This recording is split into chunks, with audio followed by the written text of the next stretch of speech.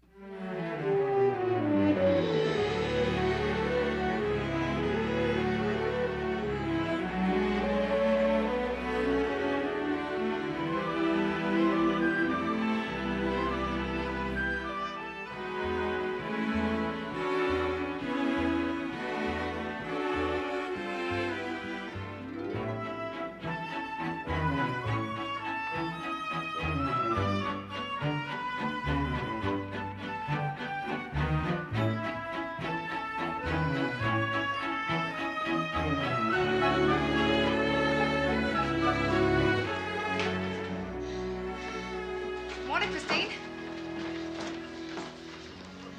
What'd you run the reservoir? Yeah, cardiovascular fitness. Thin thighs, you know. Firm muscles. The new woman, I'm very impressed. So, wait, you think I could get into that? I could try it. You know, build up gradually. Good. Beg your pardon? That's good. Yeah. Well, maybe. Oh, God. Maybe not. Marcus, you want to hear what Bonbon said to me last night? No.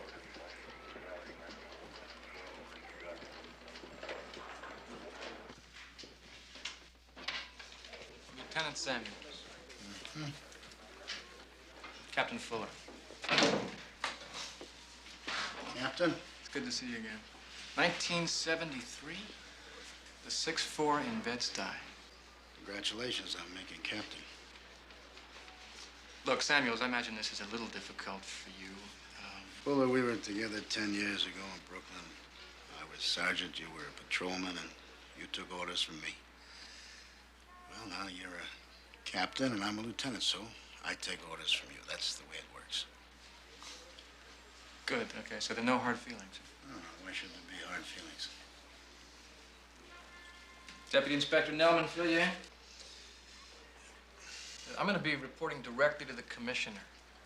As you know, he's a little concerned about efficiency at the precinct level, so I'm going to be looking around, talking to your people, checking your case files. It's going to take me a couple of days to familiarize myself with your operation, but in the meantime, we should discuss these liaison assignments with narcotics. Get a copy of your detective roster I can look at? Yeah.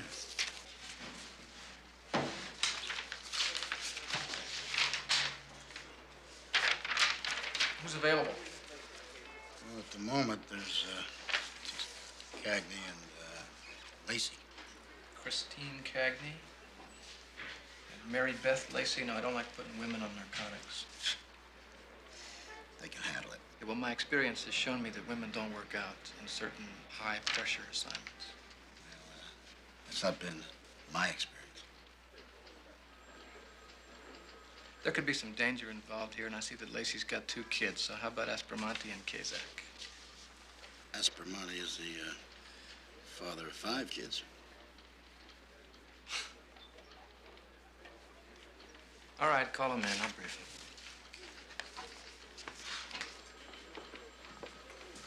You put on a few pounds since 73, Lieutenant. Yeah, that's desk work. You know, there's a gym right on 48th. I spend an hour there every day. You ought to check it out.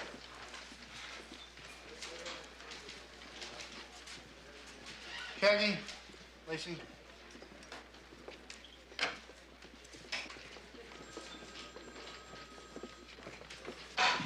Detective Lacey and Detective Cagney, this is Captain Fuller. Captain, sir. You're being assigned to temporary duty on a special narcotics task force, and it is citywide, it's big, and it's cocaine. You want us off our caseload? Not for the moment, yeah. Your narcotics liaison officer will contact you tomorrow and fill you in. Let me emphasize that you're going to be working under this man's command and that under no circumstances will any arrests be made without his knowledge and consent. Is that clear? Yes, sir. That's it. Thanks. This narcotics liaison officer, Captain, what's his name? 14th Precinct, you're assigned to Sergeant McKenna. Pardon me, Captain. Is that a Dory McKenna? Right. Thank you. Because I don't like the idea of working with him. Why not? Come on, Christine. Come on, what? Can I have the ketchup, please? Last year, that man left me hanging out with no backup while he was off busy scoring cocaine. You made the collar, didn't you? Yeah, no thanks to you. You were busy chasing after him. Then, you bring him to my apartment, and he's tooting up with our kids in the next room. I'm not even going to dignify your somewhat foggy memory of the events, Mary Beth. How do you want me to advise you? Huh? Don't tell Harvey. What has Harvey got to do with it? I'm talking about you. I'm not the one having the problem here. Don't you pretend to me that you don't have a history with this man.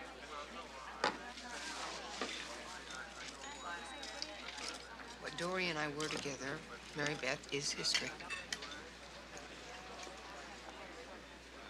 We're not teenagers, we're cops. We are professionals. There's no reason why we can't work together. Yeah. Do you trust him? What's that mean? What it means that Sergeant Dory McKenna had a serious drug problem. A lot of cops have problems, Mary Beth. Some cops drink, some cops beat their wives.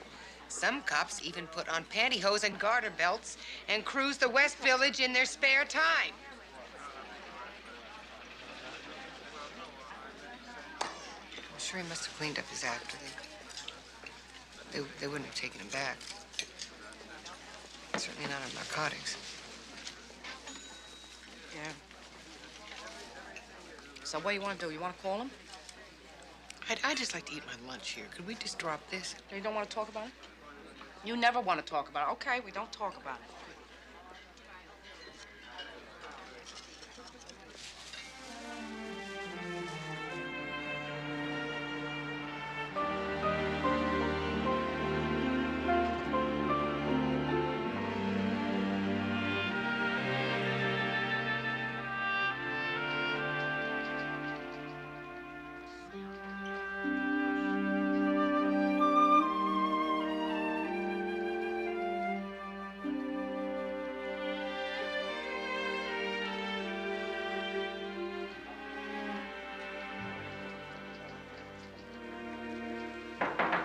Excuse me, Lieutenant. I wonder if I might talk to you about that narcotics assignment.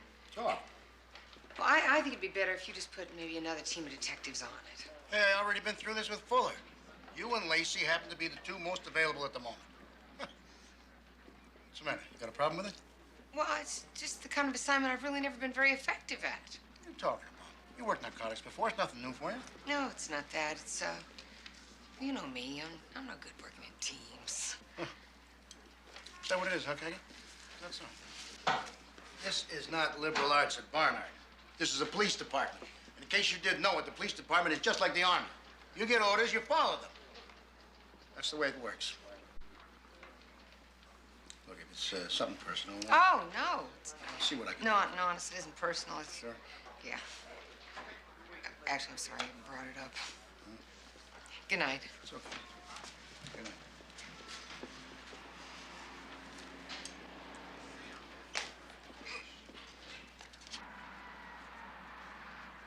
Okay. Well, what do you think, huh? Nice. Haven't worn that suit in 2 years. Haven't been to a funeral in 2 years. 44 years old, he just keels over and buys it, just like that. You have a heart condition? Eddie Backus, are you kidding? Jog 2 miles a day, weighed 165, not an ounce of fat on him. Back in the Army, we called him Fast Eddie. Held the record for running the obstacle course at Fort Dix. Is he married? Oh, he was too busy running. Boy, I hate this suit. I hate it. It is the suit of death. 44 years old. Harv, it happens. It was probably hereditary or something. Yeah, or something, huh? What time's your plane? 9 in the morning from Penn Station. I am taking the train, Mary Beth, the train. I will be back Friday early. Friday? Can't you get home sooner than that? Mary Beth, an old Army buddy checks out. The guys in the platoon get together. They go out and have a couple. Eddie'd want it like that. Oh, boy, I mean, you just can't figure it, huh? I mean, your number comes up, it comes up. Right? Sweetheart, your number is not coming up for a very long time. We got enough life insurance? Harvey! You promise me one thing, okay? You do not throw out my bowling trophies. What about that real ugly one where they spelled your name wrong? I swear, Mary Beth, I will come back from the grave and get you. Promise? Ooh. Ooh.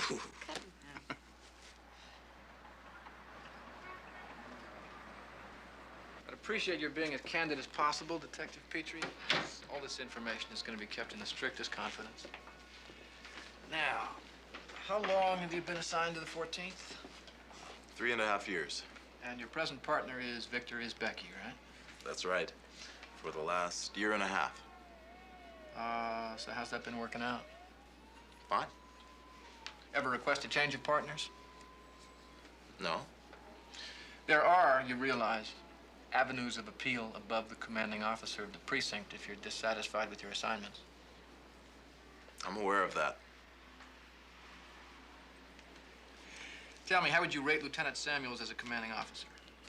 Let's just say on a scale of 1 to 10. I've got no problems with him. 5? 6? I really don't feel comfortable putting a number on it. Well, suppose I just put down a 5.5. How about 10? 10.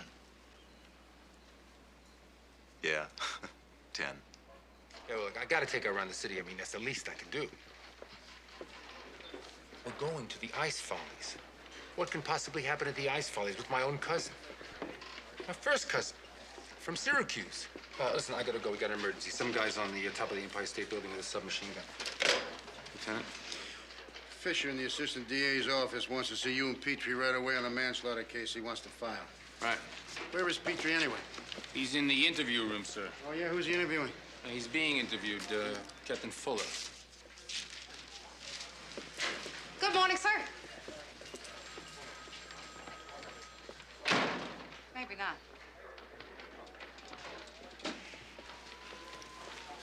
Lieutenant certainly got up on the wrong side of the bed this morning. Must be rough having somebody you used to command come in here and start giving you orders. Do you know there are 55 detectives involved in this operation? You'd think it was the invasion of Normandy. There is a major cocaine problem in this city. I know that. But you don't solve it by coordinating, you solve it by working. Coordinating's what they do downtown. Clean up the city of New York all by yourself? Maybe. It's paperwork, I'm telling you, they got committees and liaisons. You can't even get a decision made around here anymore without checking with at least 3 other people. I hate coordinating.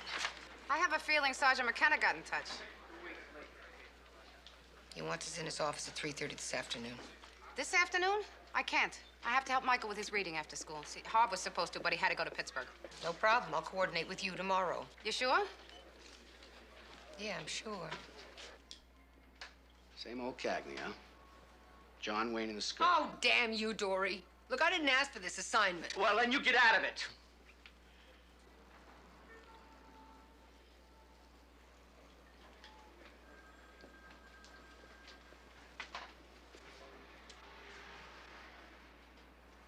If I spot something, what do I do about the collar? I'm gonna be in there by myself. Well, you don't make the collar. No. Well, we don't want to blow that place in case the collar falls apart. The collar is not gonna fall through. Chris. I do know procedure. Chris, let me run this operation, will you? Yes, sir.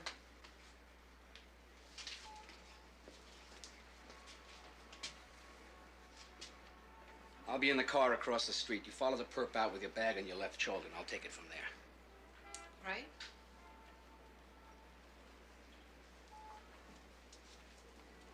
you've got nothing, put your bag on your right shoulder. But in any case, don't look at me. They may be watching you. Just proceed down the street to the subway, take it one stop. Meet me in the park at 72nd Street. You straight? Chris, let's try to get along now. We got a job to do.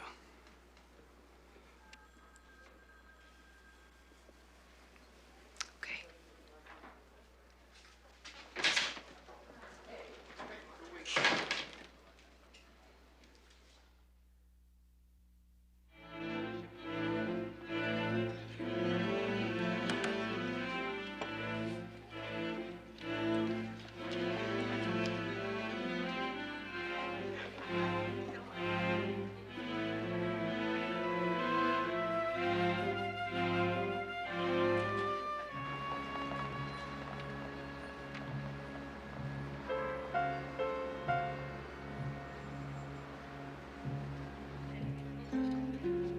Hey, how's it going, Jake?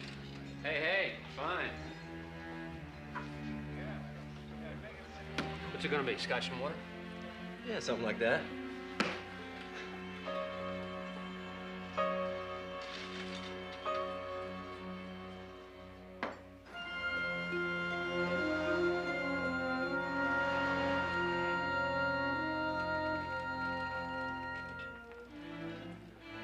Hi. Hi. Haven't seen you in here before. Yeah, well, I used to come in here all the time before they turned it into a gay bar. This isn't a gay bar. Really? Could have fooled me.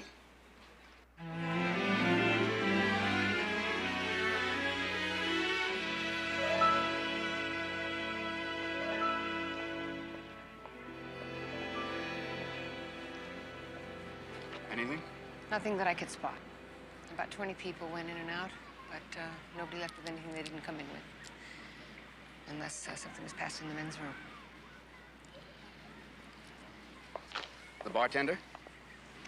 Just your typical East Side bartender. Polite and friendly, but not too friendly. Mixes a hell of a martini. Okay. Well, we'll hit it again tomorrow, a little earlier in the day. This time Lacey can do it. You know, there's this little Hungarian place. It's up on 73rd Street. Serves the most terrific goulash, if you want to grab a bite. Thanks. But I've got dinner plans. Well, some other time. Sure. You know, we could try talking like normal people. Dory, I Chris, the last time we were together, we nearly beat each other to a pulp. I was so coked up. Dory, I don't want to go through this again.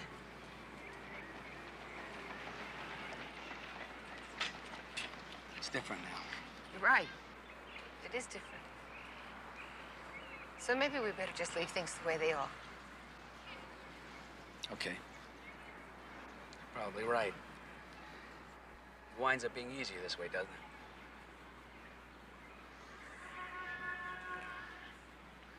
Good night, Dory.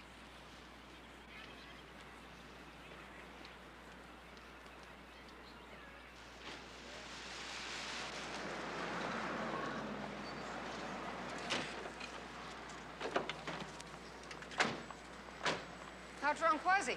He was stink-faced. It's 3:30 in the morning. He calls me up to tell me he loves me. Well, it's the thought that counts. And he tells me he's not coming home till the weekend. How come? Fast Eddie would have wanted it that way. You don't have a roll call in the morning? No, the lieutenant thinks it's a waste of time. So what, the detectives keep their own hours? Sort of. I mean, sometimes we have to go to court in the morning. Or we go by and interview witnesses before they go to work. Excuse me, Captain. It's Becky, 14. Look, I can't talk to you now. Yeah. Look, Bonbon, I'm up to my years in work. Good morning, detectives.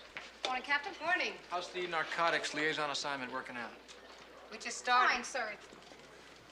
It's fine. Good.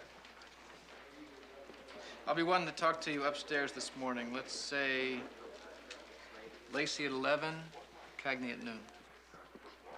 Is this gonna take long, Captain? We have a 2 o'clock appointment with Sergeant McKenna. No. No, it shouldn't take more than an hour. Ah. I wish he would go away.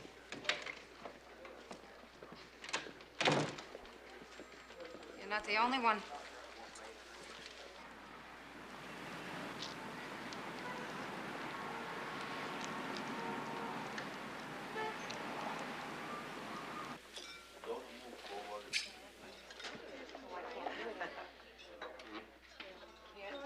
What's it gonna be today? The usual.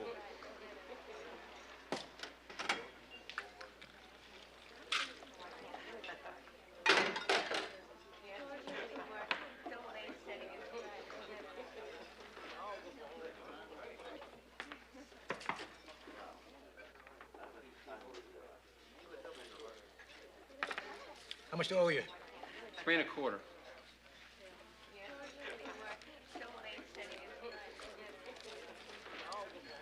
Keep the change.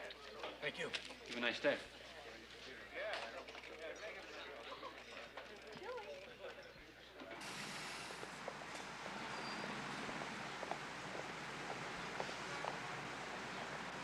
We got a live one. Let's go.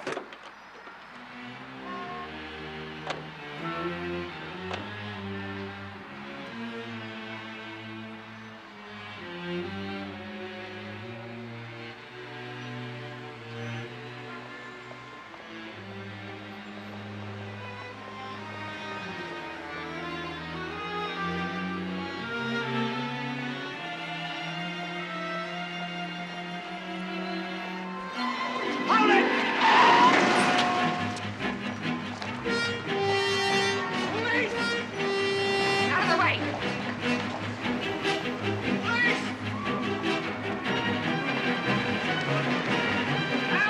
Police! Clear out! Out of the way! Police, out!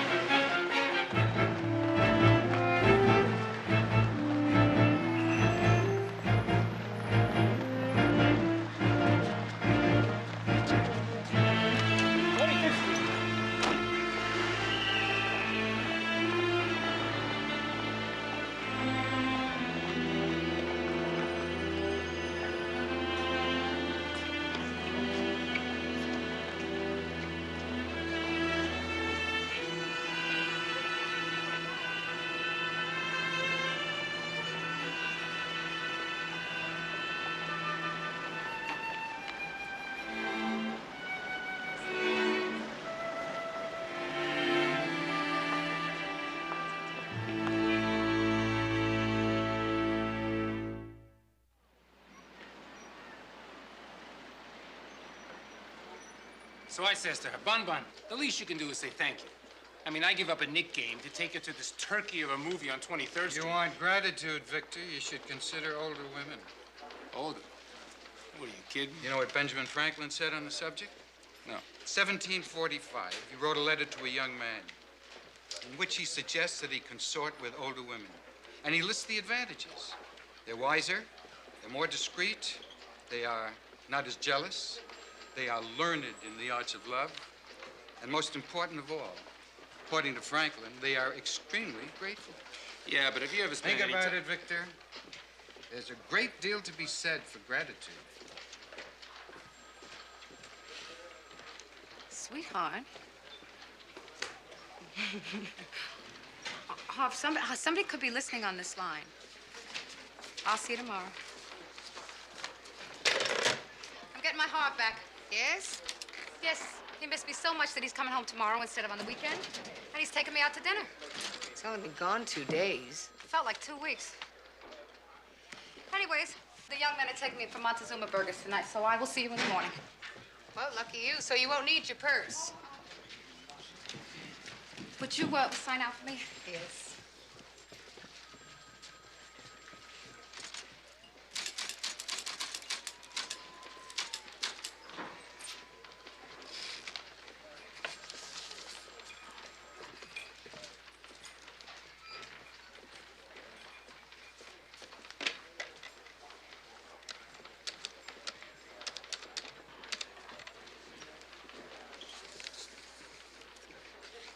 Hi, Greg. It's Chris. How are you? Yeah? Listen, what are you doing tonight? There's this new sushi place over on 3rd. I thought... Oh, yeah? Oh, no, that's fine. No, I'll catch you later. Okay, bye.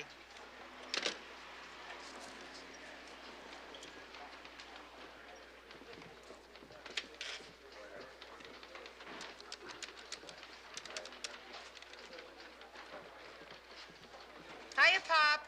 It's me, your detective daughter. Listen, what do you say I buy you dinner tonight? Oh, it's right, I forgot. It's poker. Yeah. You got an extra seat?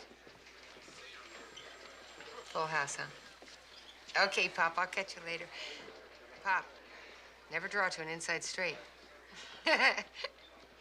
Okay, bye.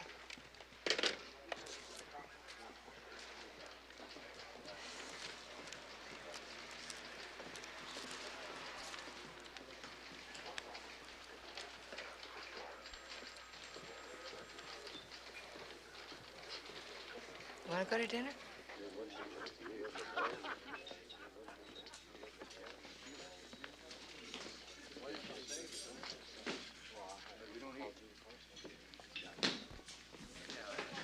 Right. Bert, you never were very punctual. I got tied up at the station. Yeah, what else is new? You work too hard. Sit down. Thanks. Yeah. The beer's still good here. Thanks for coming, Frank. Expect me to pass up Brunschweiger and beer at Flannery's? They are. Good to see you, kid. You gotta be the last person in the world calls me kid. Yeah, you still look like a baby-faced sergeant to me. Looking pretty good yourself, Frank. It's been a while, huh? Year and a half. I figured things were going right for you. So, what's wrong? Shows, huh?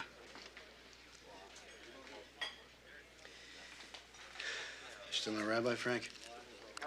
The best Irish rabbi in the city. I got a problem. I don't know how to handle it.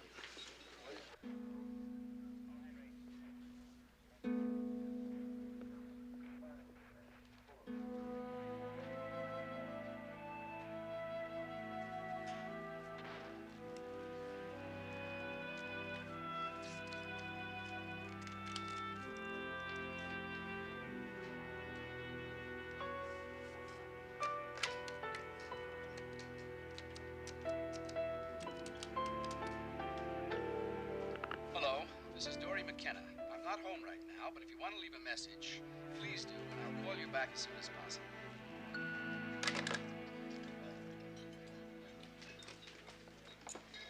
So I caught him with his hand right in the cookie jar. Big stuff? Nickels and dimes. A meal, a haircut, maybe a new pair of shoes. A lot of cops walking around with paper bags in those days. The pay was lousy. Not my cops. How'd you handle it? I talked to him, told him to cut it out, and he cleaned it up for a while. But I found out a couple of months later he was back working Bedford Avenue. So I brought him up. He beat it? I couldn't find anybody who would testify against him. A couple of weeks later, he requested a transfer, and I didn't oppose it. So you figure he's got it in for you now? I don't know. Tell me something, Frank. How does a guy like that make captain? Politics, Bert. The man knows how to play the game. You got to play the game, too. You got to stroke him. You got to play him like a violin. I'm no good at politics, Frank. You know that. You want to stay a lieutenant forever? All I'm asking is the department leave me alone to do my job. You're a fossil, Bert. You got blue coming out of your ears. Aren't too many left like you. They're bringing in a new breed. They got graduate degrees, they write books, they program computers. So what? Frank, I can't take orders from a man I don't respect. Then you got a big problem. If you're gonna stand up against this guy, you better win.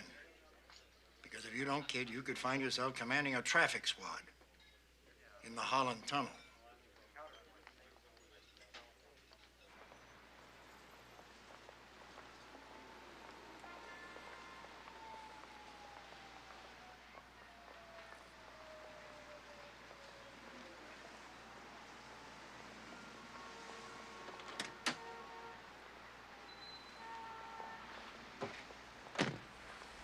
Hi.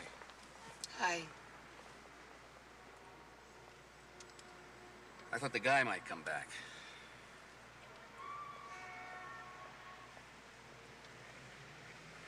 No plans tonight?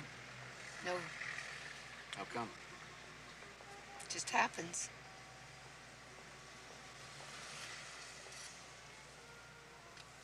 You know, that jogger isn't gonna come within 10 miles of this place now that he knows it's hot.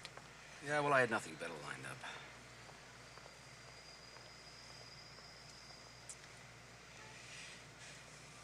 You wanna talk?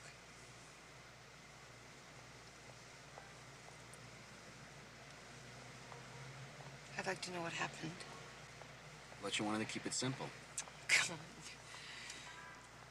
This is stupid, Dory. Talk to me. I spent 4 months in a program upstate near Albany. 3 hours a day of group therapy, an hour of individual, ping pong and volleyball in the afternoon, TV at night, and lights out at 10. Just like summer camp. First, I fought it. I didn't want to face it. That I was a junkie. But they broke me down eventually. They're very good at it. They broke me down to nothing. Now I'm trying to put it together again. Why'd they put you back on narcotics? I requested it. When I got out of there, I didn't know if I could hack it. I wanted to have the temptation right in front of me. You should be proud. Or what? I didn't beat it. Nobody really beats it. Well, you're off coke. I'm still a junkie, Chris. I just don't put white powder up my nose anymore. You know what I do now? I work. I'm a work junkie. 15 hours a day. I mean, look at me. What am I doing in a car at 10 o'clock at night? Just talking out a dead end.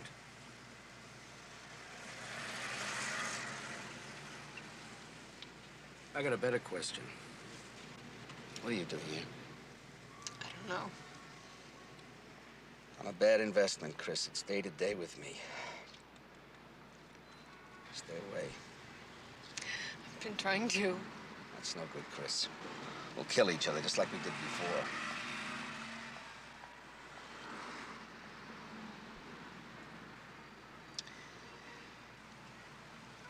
Well, what about friends? I mean, maybe you could use somebody to talk to. I don't need a nurse. Well, what is it that you need? I need to keep things simple, and you're not simple. You and look, I will get crazy again. Dory. Look, Chris, it is just too complicated. Now, please, will you go? I'm sorry I came on to you before, Chris. I was wrong.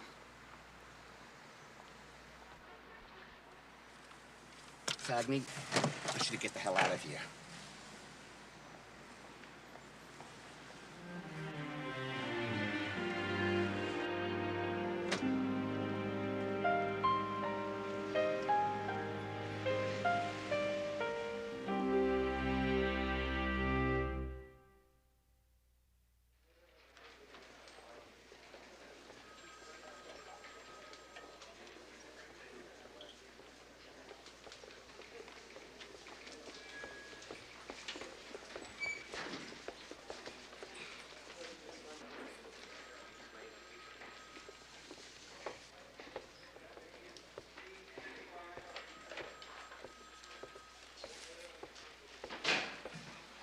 Morning, Bert.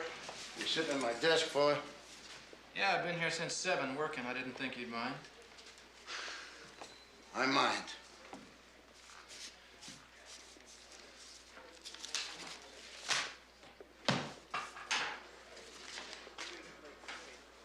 Thank you.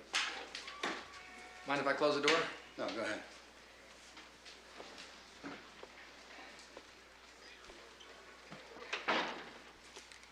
I've been talking to your detectives and looking over your files, and I'm afraid that there's a lot of work to be done here, Bert. First of all, I think you got some dead wood on your detective squad. And I'm going to recommend that Detective LaGuardia be put out to pasture, because I don't think the man can cut it anymore. And your partnership assignments really need to be re-examined. I'm not sure you're getting maximum productivity in this area. Take his Becky and Petrie and split them up. And put each one with a rookie. Oh, what are you doing? I saw you signed in. Is something wrong? You look not so hot. Thank you. I didn't sleep much last night. Why not? Why do I still care about him?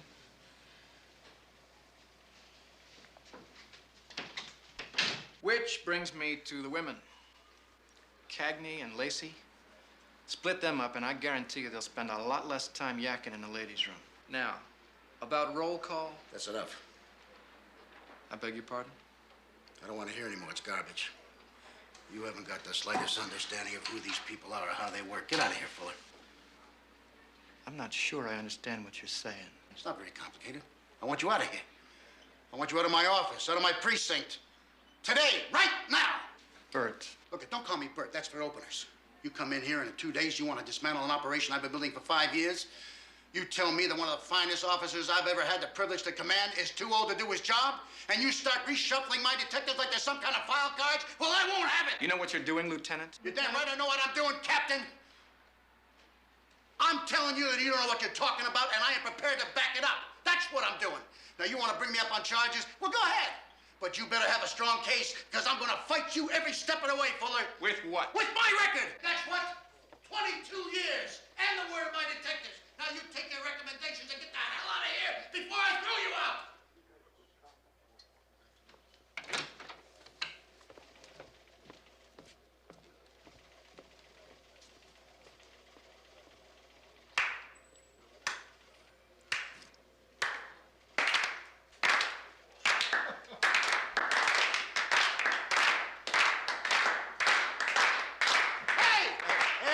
Hey, hold it down. What's going on here? Get back to work, all ears.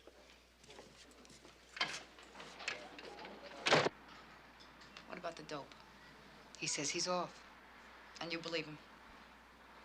Yes. Oh, Chris. I think you're looking for trouble with this man. Mary Beth, you know, you have made yourself perfectly clear on this subject. I don't want to see you get hurt is all. Thank you. Fine. You gotta start using your head now. I'm trying to be a friend here. Face facts, the guy's a bad onion. He's an ex-junkie, he's got a lousy temper. No worse than mine. And he's bossy, and he's full of himself. Like I'm not? I'm 37 years old, 38. Mary Beth. What if I want him? I said my opinion. It's none of my business. You're a big girl. Mary Beth! What? You don't even know him. That stuff you said. You're talking about a man you know absolutely nothing about, and it's not right. He's really very... Well, you probably wouldn't know it by looking at him. What? And he has this way about him. He walks into a room and he takes control without even trying. Are you in love with him? No, I am not in love with him. He just upsets me. He makes me nervous. I like that.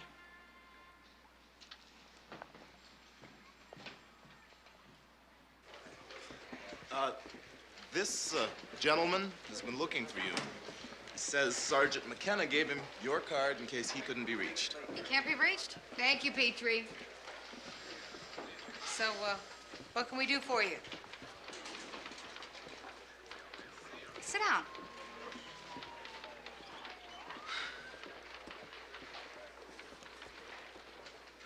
Maybe if we started with your name. Benny. Benny! Hey. Ben.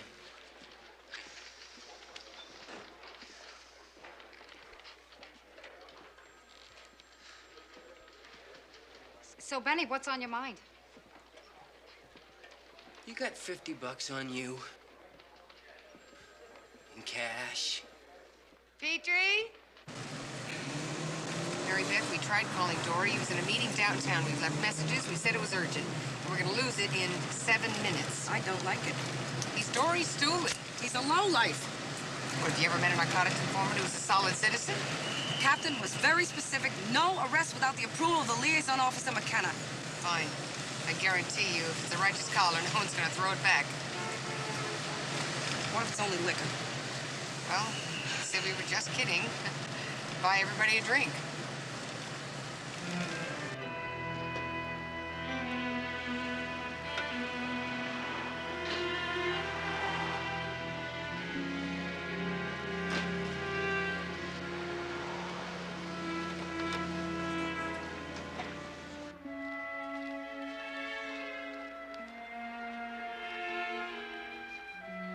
Hey, sorry, gals, we're closed. We're police officers. What's the problem? We'd like to check your liquor license. You went in there, made the collar without the approval of your commanding officer? We were unable to reach him, Lieutenant. Sir, we got 4 kilos. That's a street value of $250,000. A major dealer, 2 runners. We have a direct line to an East Coast importer. Look, I don't care if you got a till of the Hun. Your orders were not to make an arrest without approval of narcotics. Now, that's insubordination. You could be brought up on charges for that. You get an order from a superior officer, you obey it. This entire department functions on that principle. Bravo, Bert. That was very well put. And quite to the point, wouldn't you say? Inspector? Well, if you have a moment, Lieutenant, I would like to discuss that very subject with you. Sure. My office? Foolish consistency is the hobgoblin of little minds. What are you talking about, Paul? Actually, it was Ralph Waldo Emerson who said that. Roughly translated, it means the best are not always the most consistent. In other words, Samuels threw Fuller out of the precinct this morning. You're kidding. Insubordination is running rampant in the 14th. Woo! You should have seen it. It was like high noon. Lieutenant stood him down, like Gary Cooper. Then...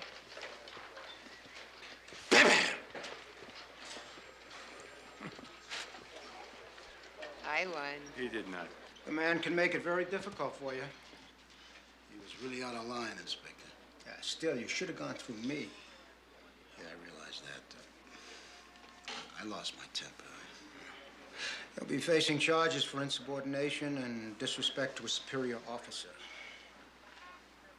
What do you figure my chances are? Well, a lot will depend on the evaluation from your people in his report. If your detectives line up solidly behind you, you may get off with a reprimand.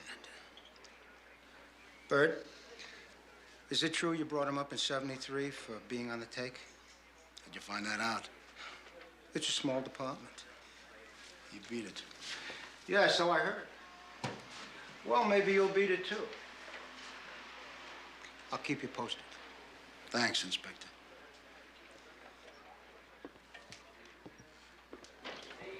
It's a little Italian place on 38th Street with mandolin music. It's where Hartford proposed to me the second time. That's nice. Oh, it's 5 after. I hope he hasn't been waiting too long. Only a couple of minutes late, Mary Beth. Thanks for dropping me off, Chris. I really can't wait to see him.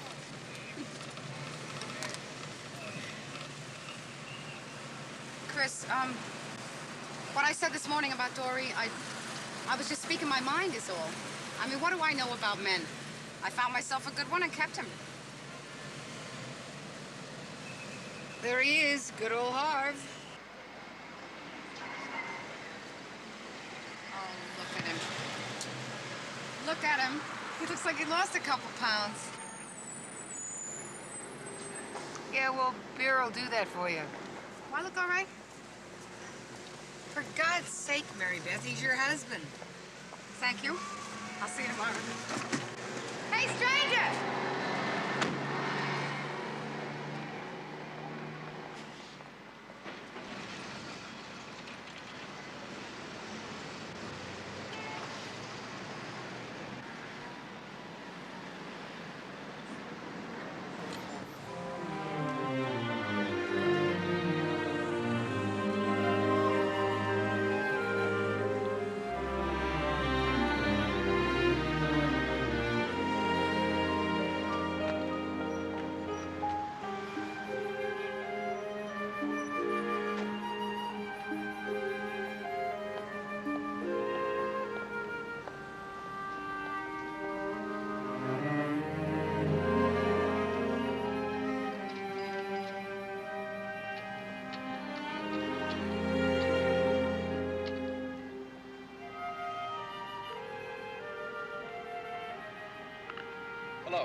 This is Dory McKenna. I'm not home right now, but if you want to leave a message, please leave one right after the beep. I'll call you back as soon as possible.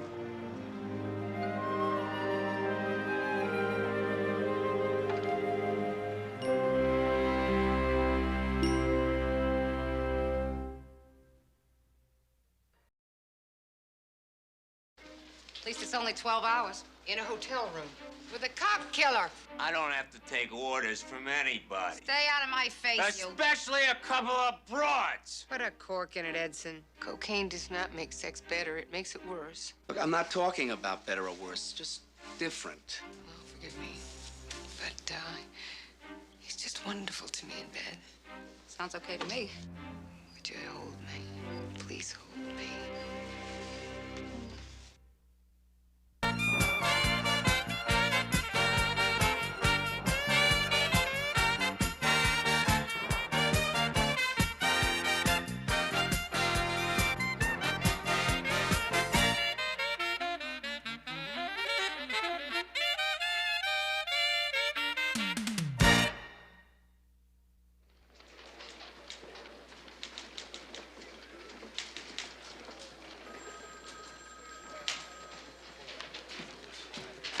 What do you think? Pretty sharp. State of the art. And it's on sale, too. You don't have any place to put lawn furniture? Oh, they got a patio. It's a fire escape, Victor. What do you mean? I entertain out there all the time. My hibachi's out there. Of course. I want all day tour detectives in my office. Right away, please. Figures. 5 minutes to quitting time. You know, this patio furniture is only on sale till 6 o'clock today. Victor, life goes on, with or without patio furniture.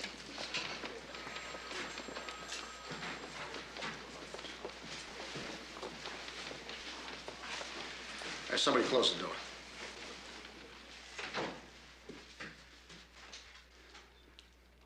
I just got off the phone with the deputy commissioner's office. Keith Edson is being paroled into the 14th, and we are being given the assignment of protecting him until he is relocated out of state. Starting tomorrow morning at 9, you're going on 12-hour shifts. Tomorrow, sir. Yeah, he's being released a couple of days early for security reasons. The press doesn't know and the public doesn't know. Cagney, Lacey, you got the first shift. Aspermonte, Kazak, you're next, and so on. Here's a duty roster. Any questions? Yes, I have a question. Keith Edson murdered a police officer in cold blood. Why are they letting him out? Because his parole board recommended it. Well, it's a joke. Mendes 8.5 years for murder. Lieutenant, paroling Edson makes us all targets out there. There's not a cop in the city who is thrilled about this. But we pulled the detail, and I want him to live through it. Any more questions? All right. Corwin Arms Hotel, Broadway and 72nd, Suite 906. All right, chalk out. Night duty's coming in. Just great. You blow away a cop, and you get 8 years. We gotta babysit with him. It's a job. And it stinks. You know I signed the petition protesting his parole? We've had worse assignments. At least it's only 12 hours. In a hotel room with a cop killer. And then we get to come home, just like every other day. I don't like it either, but we'll survive. Lacey, Yeah. Calls from De Vega and Vice and Harvey in Queens. Your beloved like you to pick up a dozen eggs jumbo and a 6-pack cold. And Cagney, you got a call from your father. He has reservations to meet you at La Principessa at 49th Street. Principessa? It's a little pricey for Charlie. That's what it says there, Charlie Cagney. Dinner at 8. Don't be late. Maybe he had a good day at the track.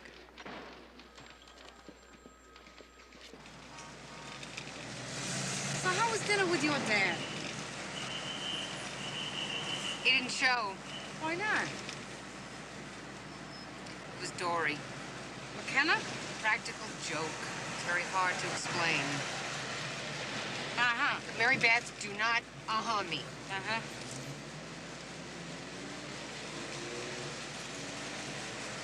He made up this whole story to get me there, and then in the middle of dessert, he up and goes to a stakeout.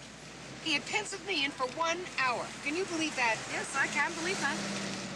I don't understand him. Uh-huh. He'd said we shouldn't see each other anymore because it was getting too complicated. And then he invites me out to a restaurant under false pretenses and apologizes for what happened weeks ago, and then he takes off like he's going to a fire. Uh-huh. In the interim, there have been no phone calls, no explanations. There are no parking spaces. Well, Christine, I already told you my opinion.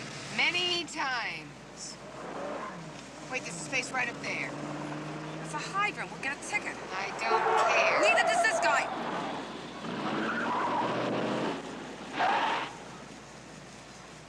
Hey, buddy! You want to move it? You want a ticket? I'm glad to see you. You're 20 minutes late. Sorry to keep you waiting, McCauley. We had to park in Brooklyn. Where's Edson? My boy's feeling a little crunchy from prison, so he wanted to take a shower. Oh. Any other doors to this palace? Just the front door and the bedroom. Dumbwaiter? It's locked off. Have fun, ladies. This guy's a real piece of work. We weren't exactly expecting the Prince of Wales. Good. Then you won't be disappointed. Where you guys going? I'm Detective Lacey. It's Detective Cagney. We're out of the 14th precinct. We're going to be your bodyguards for the next 12 hours. This is a joke, right? Nope. We're on our way out. Our job is just to get you here. No. I'm not gonna agree to this. Women cops? Sign this and he's all yours. Oh, I don't believe this. Women cops, you might as well put a bullet right through me. Have fun, ladies. Bye. That's Mr. Edson, we'd like to get a couple things clear here. First, we didn't volunteer for this. Secondly, this is how we're going to proceed the next 12 hours. You stay away from the windows, stay away from the door, stay away from the telephone. If it rings, we'll answer it, and you behave yourself. Understand? I'm not in prison anymore. I don't have to take orders from anybody. Stay out of my face, Especially a couple of broads. He's a pretty brave guy. Wasn't it your understanding, Detective Lacey, that this man is a target? For every cop in New York City? Doesn't seem to worry him. Well, what do we got this shade here for, then? Let's get some light in the room. Keep that shade down. Do you think he's worried somebody's out there? Maybe he's shy. You know damn well what I'm worried about. What was that I was talking about just before? Is it clear what's expected? Right. Mr. Edson, is it clear what's expected?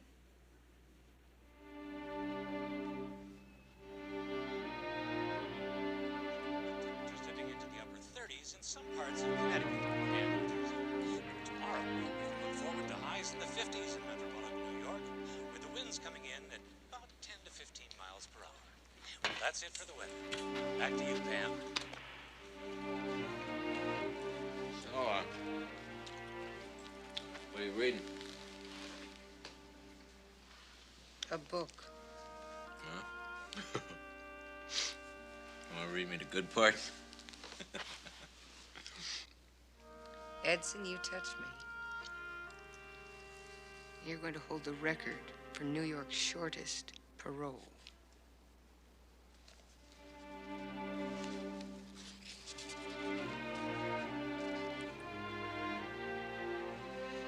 Harv, did the orthodontist tell you that Harv Jr. does not have to wear his retainer every day, or does this come from Harv Jr.? Then make him wear them, sweetheart. Yeah. Yeah, me too. Kiss the boys for me. Yeah. So what do you got, a couple boys? Well, what does your husband do? Is he a cop, too? I'm not going to discuss my family with you. Oh, sure. What do I care? Hey, Blondie, why don't you put some coffee on? Candidates, and we're not stewardesses. Don't touch it. Yeah. What is this? This is a sad commentary on your social life. Creep. He say dirty things? What'd he say? Yeah. Look, you keep it up, I'm gonna have the line traced, and you're gonna be in big trouble. Why don't you take the phone off the hook, Lacey? You'd like to hear those dirty That's things. enough out of you. Don't waste your energy, Mary Beth. The phone will stay on the hook because we have to be able to hear from the precinct. So why don't we have some quiet time now? Why don't we have some quiet time now? Quiet time, quiet time. What am I, in nursery school here? Put a cork in it, Edson. Oh. Thanks, Lou. I'll take this here. Thank you. Thank you.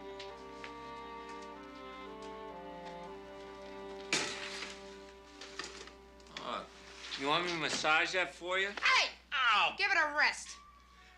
I mean it. I'm good at that. It's what I used to do. I'm a licensed masseur. I used to get 25 bucks an hour, and that was 8 years ago. Armed robbery was just a hobby, huh? Look, there's community mental health plans for this type of thing. You don't have to go through your life hyperventilating over a telephone. Mary Beth! Yeah, what? What's the matter?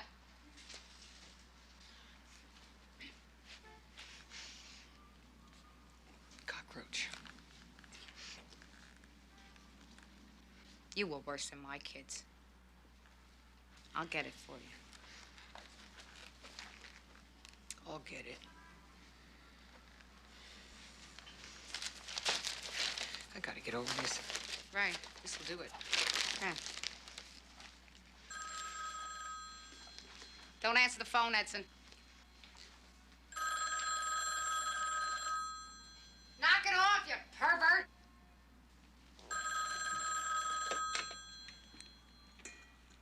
Now I know if you talk Edson! dirty to a man.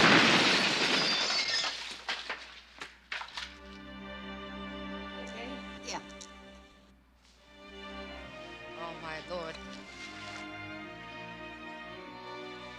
Edson asked you about your family, and you refused to discuss it with him. That's right. And at that point, you got the first phone call? All right. What did he say? I told you he was a breather. What'd you say to him? I never opened the shade. I had threatened to open the shade. We wanted to get some control over the gun. Are you saying that the minute that Macaulay and Havern left, you lost control over the situation? Well, what did you tell him?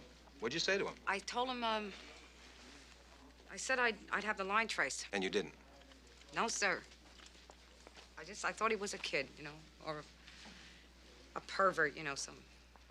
Happens all the time. How much time elapsed between the second and third phone call? How preoccupied were you with the cockroach?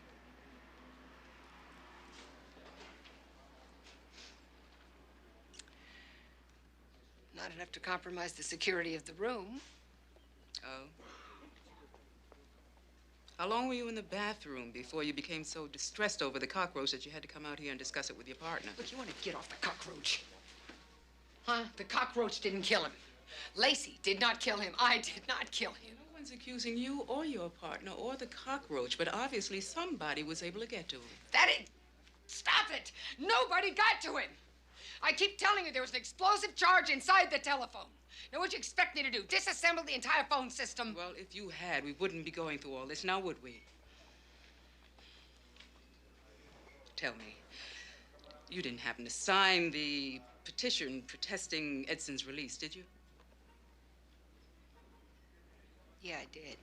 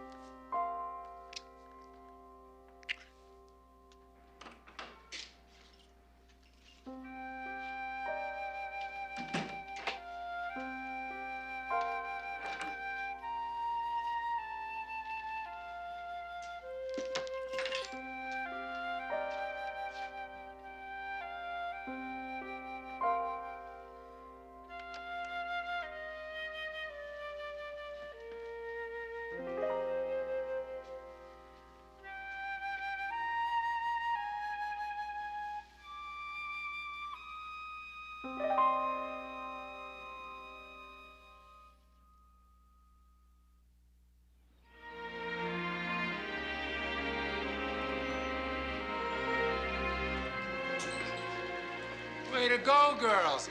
Hey, you saved us from having to spend 12 hours with that scuzz. Hey, come on.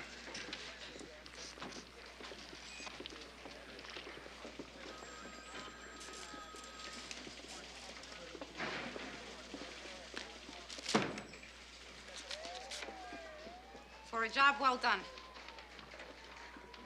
For a job well done? Wasn't us.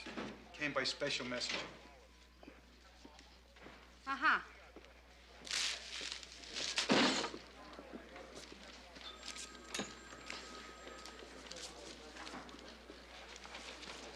Oh, look at this. We got congratulations from half the police department. I haven't run into a cop yet who isn't happy about what happened.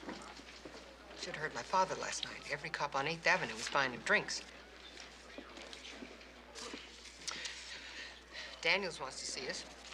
That figures. How'd the IA investigation go? I have had more pleasant evenings, sir. They're just doing their job, Lacey. So were we. They want to see you downtown, Deputy Commissioner's office. I can't go see a commissioner dressed like this. Does it matter? Well, it matters to me. I think that you should change too, Christine. We have to dress for this? It doesn't make any difference. You just got to be there 11 o'clock. Sir, we already told IAD every single thing that happened. I don't think this is about the facts of the case. Well, we've received champagne from our fellow officers. Daniels in PR wants to see us. The deputy commissioner has requested our presence downtown. Anything else, Lieutenant? They want to see you in legal. Legal, sir.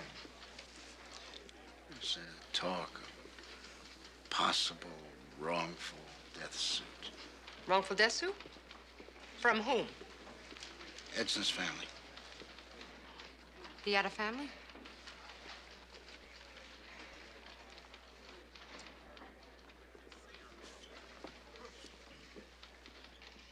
I don't care whether we're officially on the case or not. I want to stay with this. What it's worth, one paper spelled our name right.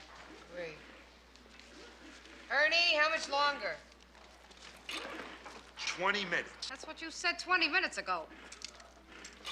This paper's only got one column on it.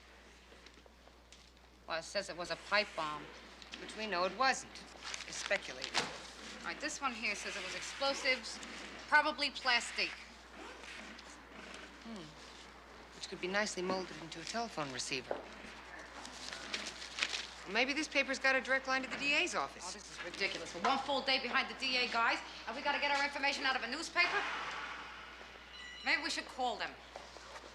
The DA's office isn't gonna give us anything. Technically, we're still suspects, and you know what ticks me off? When they clear us, which they will, Edson still died on our shift, and I'm telling you, it'll be in our files for the rest of our career.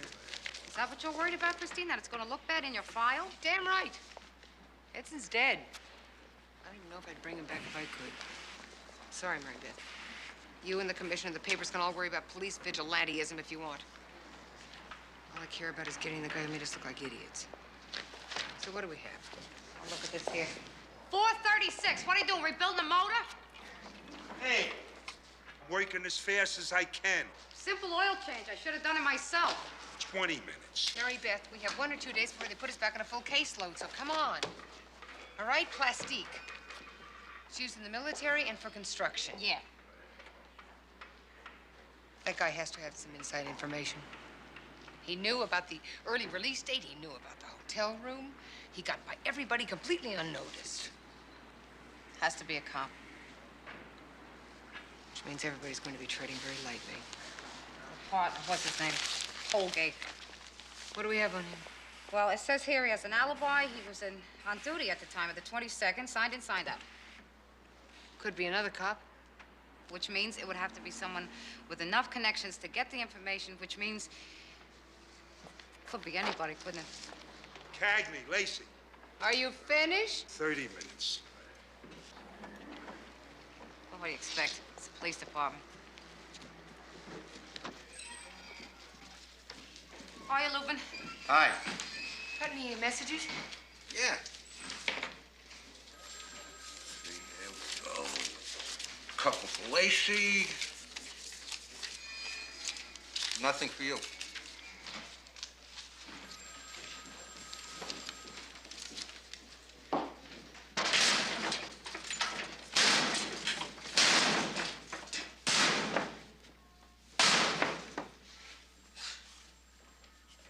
on your mind, Christine?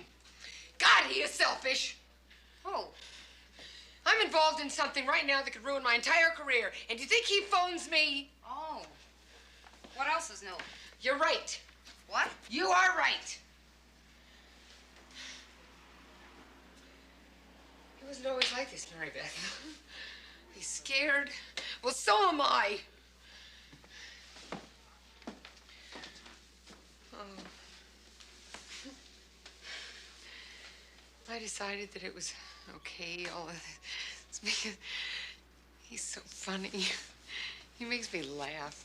Honest, he does, and he's, well, forgive me, but he's just wonderful to me in bed. Sounds okay to me. And I thought, well, it would be okay just to not want any more, because if I wanted any more, then I would end up being hurt. Damn it,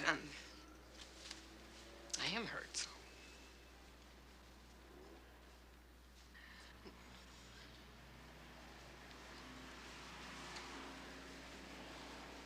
Come out. What do you say we'll go out, we'll get a little dinner, get a little silly? Huh? I'm tired. You sure? I'm gonna take a bubble bath and read a dirty book. Want to kick your locker some more? Yes, I think I will. Go ahead. No, that's fine.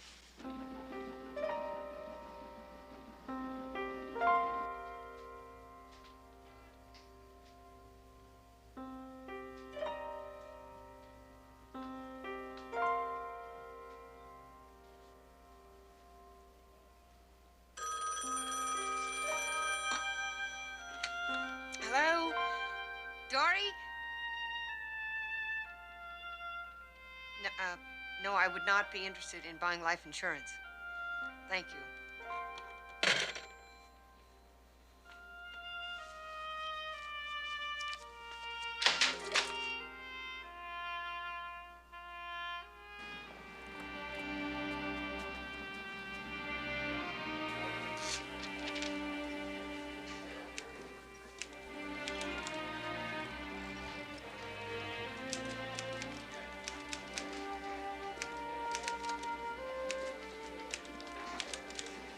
How you doing? Fine. Is that the Duffy file? Yeah. 35 years old. Edson killed him. You should see the collars he made. But most interesting thing, look here. Take a look who trained him.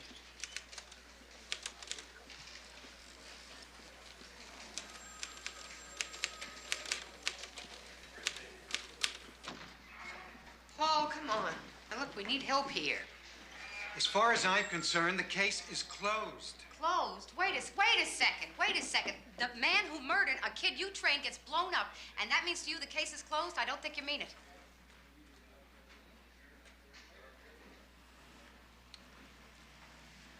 What do you want to know? Okay. You knew Tim Duffy pretty well. Who would want to avenge his death? How many cops are there on the force? Could you hit the mark a little closer, Paul? What about his family? The funeral was the last time I saw the family. His wife was so distraught, she couldn't accept the flag. The kid had to take it. Are they still in the city? I heard the wife died 2 or 3 years later. And the son. How does a kid handle a situation like that? Trouble in school, floating from here and there. I think he's still in New York. Well, what about his partner, Holgate? From Duffy's record, it looked like they were quite a team. They had their futures in front of them. Holgate was a little older. He was going to go for a sergeant's exam. Why didn't he? He broke. Something inside him snapped that night, and he was never the same. One day, he's a terrific cop. The next day, he's the station attendant at the 22nd Precinct. Station attendant? It's like a janitor. Only you get to keep the uniform. One cop was shot that night. 2 cops died.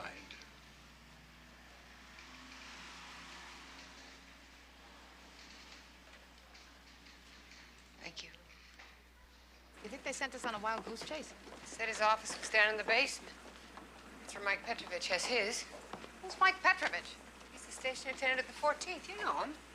He's the guy who tanks up the squad cars, takes care of the boilers. Oh, yeah, Mike.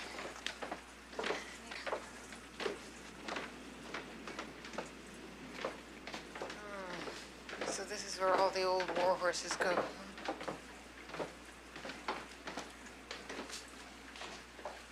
Mary Beth, I do not want to see this in my future.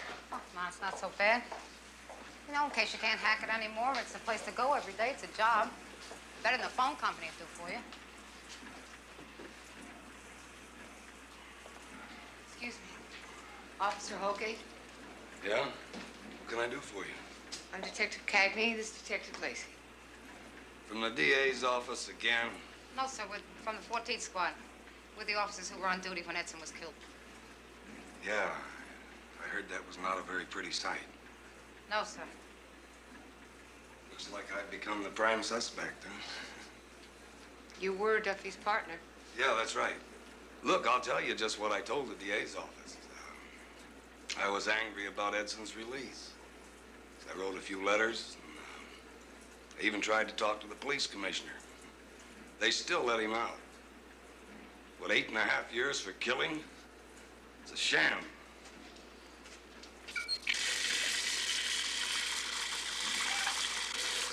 You want to see Edson dead?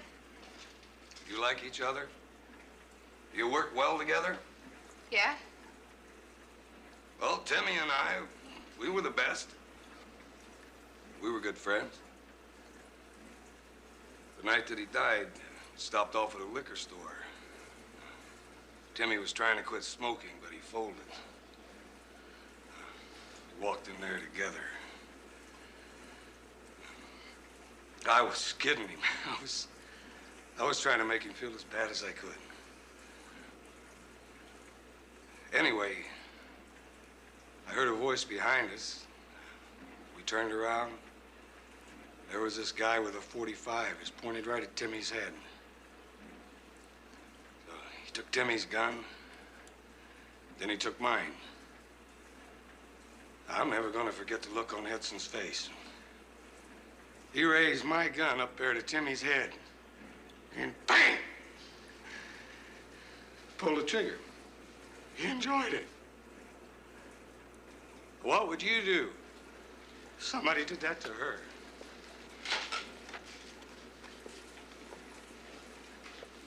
Officer Hogan, I'm sorry. I have to ask you this. Did you kill Keith Edson? No. Where were you when he was murdered? I was right here on duty. You can check the blotter. It was a day. It was like any other day. I took the subway to work. It did my 8 hours, and I took the subway home. I didn't cry when I heard, you know?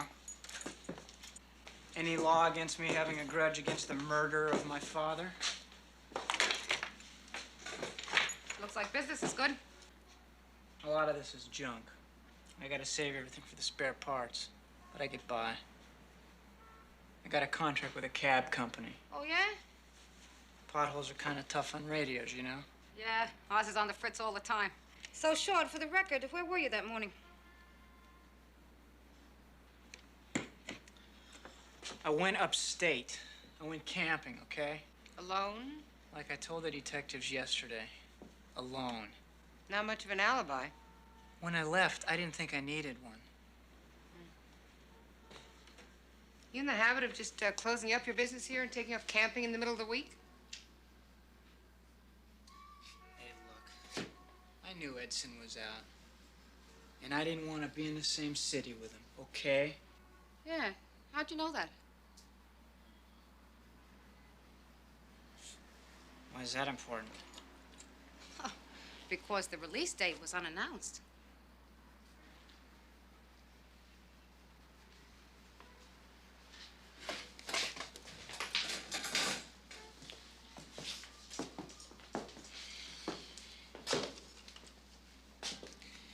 You want to go downtown and answer that?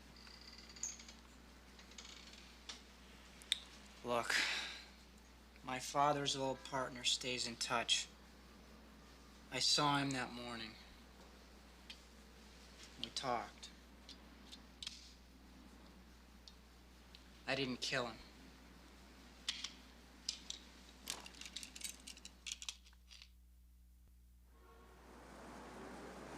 I'd really like to help you ladies out, but if the DA found out I talked to you, I could be in big trouble.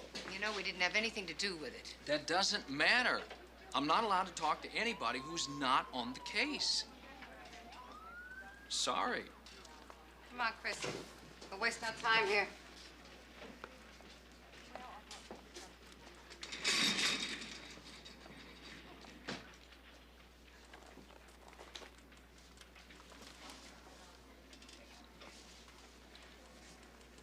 You probably know a lot about people. And the bombs they make. Christine. Give me a break, will you? I read about the plastique in the newspapers. You must have had to use a very small blasting cap. Oh, it was no bigger than a matchstick. It's very popular late in Vietnam. You discovered all of that just from going through the debris? You think you're the only ones in this department that do detective work? Well, the whole thing has been deductive logic. I probably shouldn't tell you this, but I was the one that figured out how that bomb that got Edson was detonated. Really? Yeah. Let me guess. A radio control device, just like on model airplanes. More like a garage door opener. And you figured it out. Oh, of course, that led to the big thing. Isn't this terrific? Uh-huh. It told us that the person that set it off had to be within a 1-block radius. I don't believe it. What do you mean you don't believe it? I mean, that is what you were angling for, isn't it?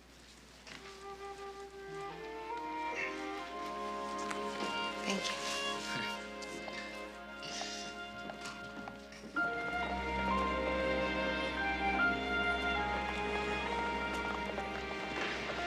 All right, what do we got we can use? We've got 3 hotel employees who swear they saw nobody but uniforms go up to that room before Edson. I say we got a cop. Yeah, Holgate. Or someone who's posing as a cop. Hey, Duffy's kid? I don't know. I don't believe this. This police shield is right on the window. I don't think these meter maids can read. I'm telling you right now, Mary Beth, I am not going to Brudinski and have this ticket voided. Brudinski likes you. I stood him up in a sushi bar. I'd rather pay the $2. $50. I should apologize.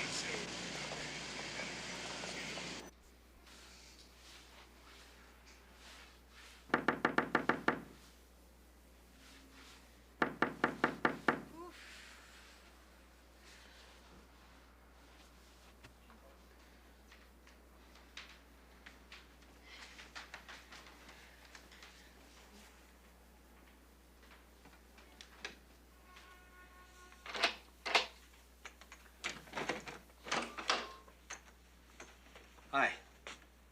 My group meeting is just a couple of blocks away. I thought I'd stop by. You alone? Harry's in the bathroom. No, I'm alone. Yeah, come on in.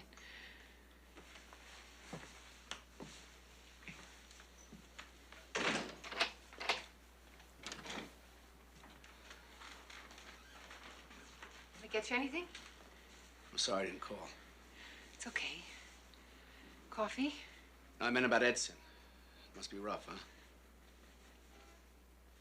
We're handling it.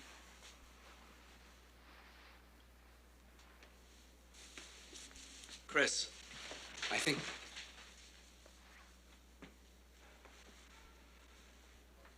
Still make that fancy Colombian coffee? Yeah?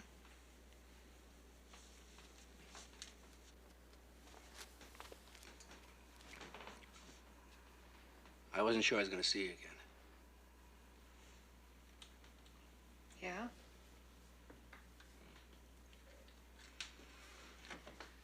Tori, why do we keep doing this to each other? doing it because I don't know why I'm doing it, okay? I told you the other night that we could take it slow. I said that I would move it, whatever. Christine. I don't know.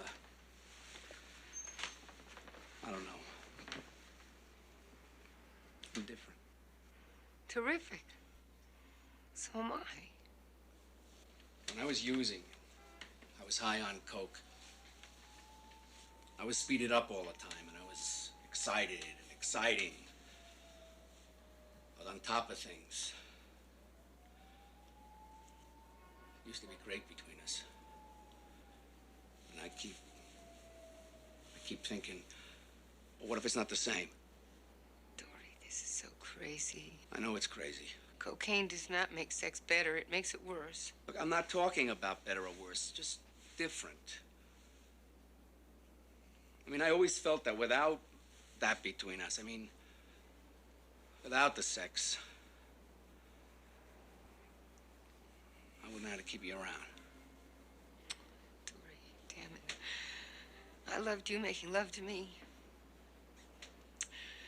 But more than the sex, what I loved is what we had afterwards. I loved the tenderness.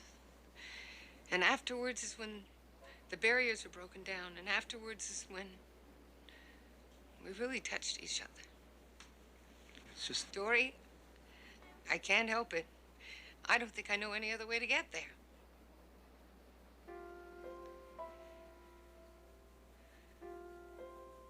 Would you hold me? Please hold me.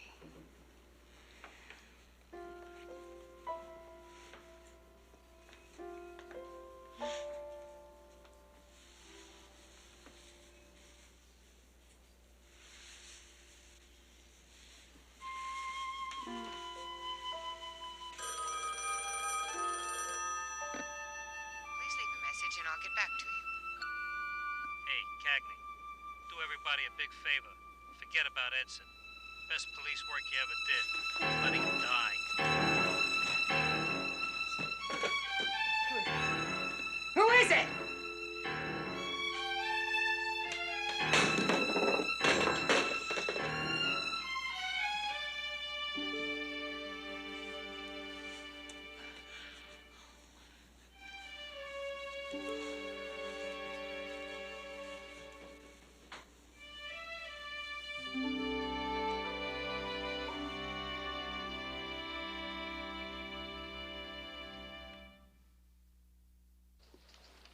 We bought you lunch. It's Becky's idea. Yeah, I'm paying. I can tell. Is this because of Edson? No. It's because we realize what you've been going through, and we haven't exactly been the most supportive. Look, what he's trying to say is, Edson wasn't your fault. Could have happened to anybody.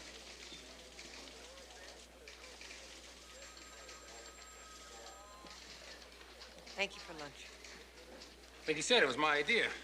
You want a vanilla shake or chocolate? Vanilla. You know, Victor, this really was sweet of you, but it wasn't necessary. Christine, you don't have to go. Our fellow officers want to help out. Let's be gracious. So, Marcus, you still have that pipeline to the DA's office because we need some. Like? Like the personnel files on Holgate. Bingo. What do you say?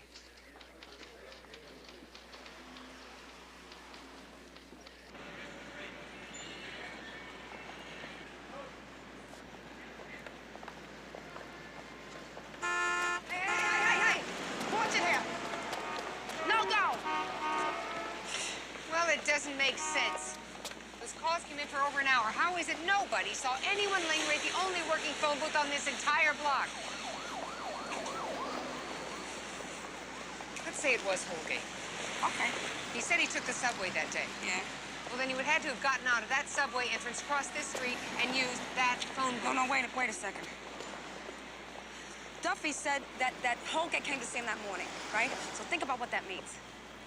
Holgate starts off in the Bronx, then he goes to Brooklyn to visit Duffy, and then he comes to work in Manhattan. Yeah, so? So, in order to do that, he'd have to get on an IND. And then he had to transfer to an IRT. And then he would have to, you know, switch over to a local BMT in order to make it to 22nd Precinct. It's a hell of a way to start the day. Yeah, unless he drove. And if he drove, then all he'd have to do is go right down the East River Drive over the Brooklyn Bridge. Well, if he drove, he lied to us. You got a dime? My pleasure.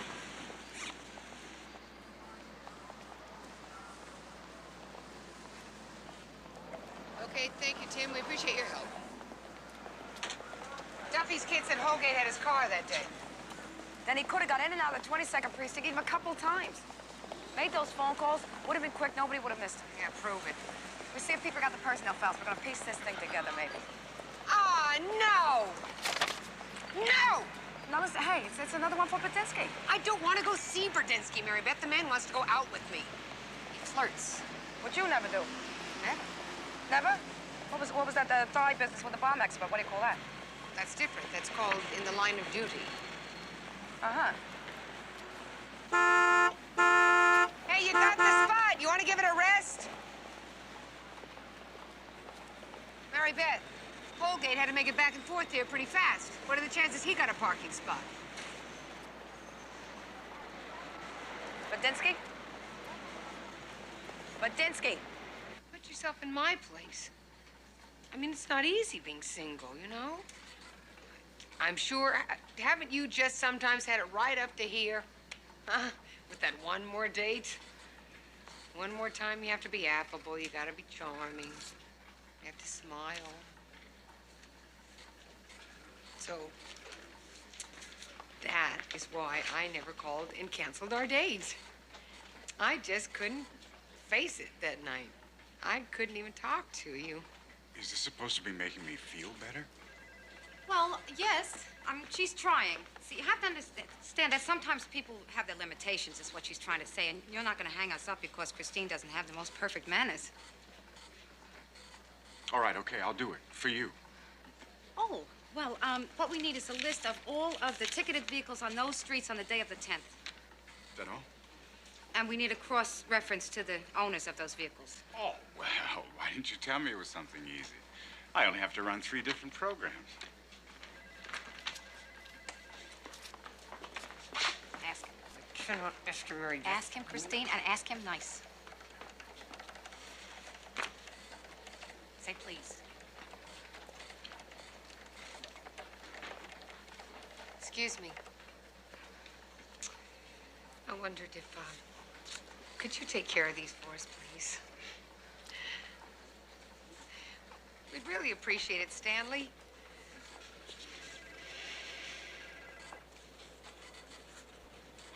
It's Doug.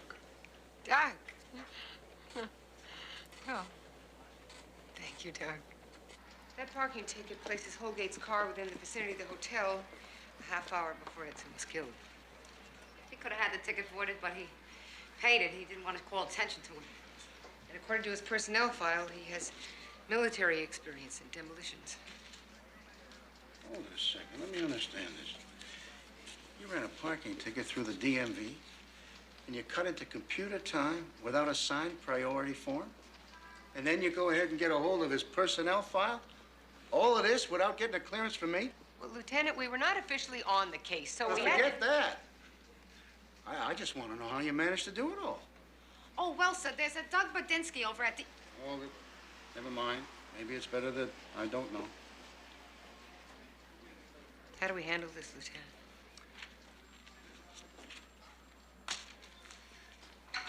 I'll call his commanding officer. And you two are going to have to go down and make the collar. Yes, sir.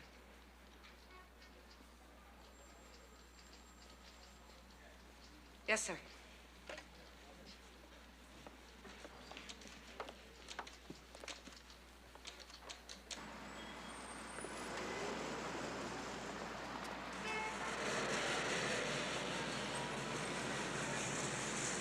What do you think the IAD guys feel like? They have to bring in another cop. Some of the ones I know look like they get a kick out of it.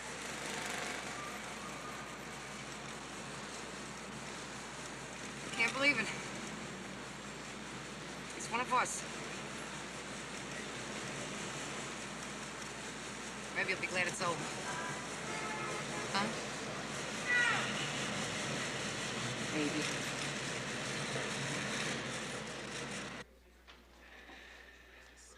I don't want him handcuffed in the squad room. No, sir. We'll walk him out the back entrance, all right?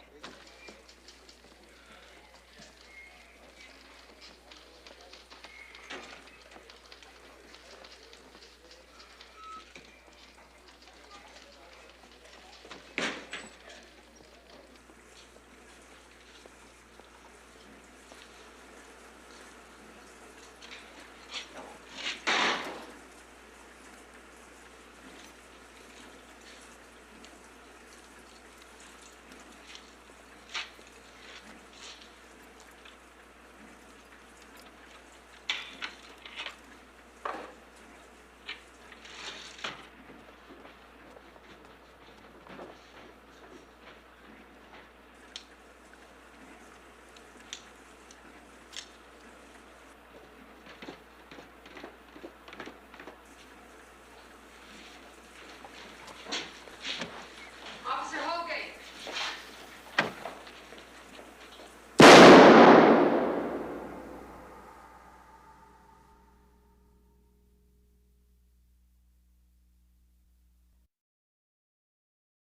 Well, you got a confession. The DA's office is happy. What more do you want? Yes, sir, we got a confession. What we didn't get was a motive. We have a motive. Okay. Why aren't I happy? So you're blaming us? Who else? 2 confessions. Back where we started. Only now I got 2 motives to go with the 2 confessions. Everybody's leading us around by the nose. The mother, the daughter, a priest. No matter how long I do this, you know, how many horrors I see, sometimes, every once in a while, I get one. And I think, when am I going to get tough?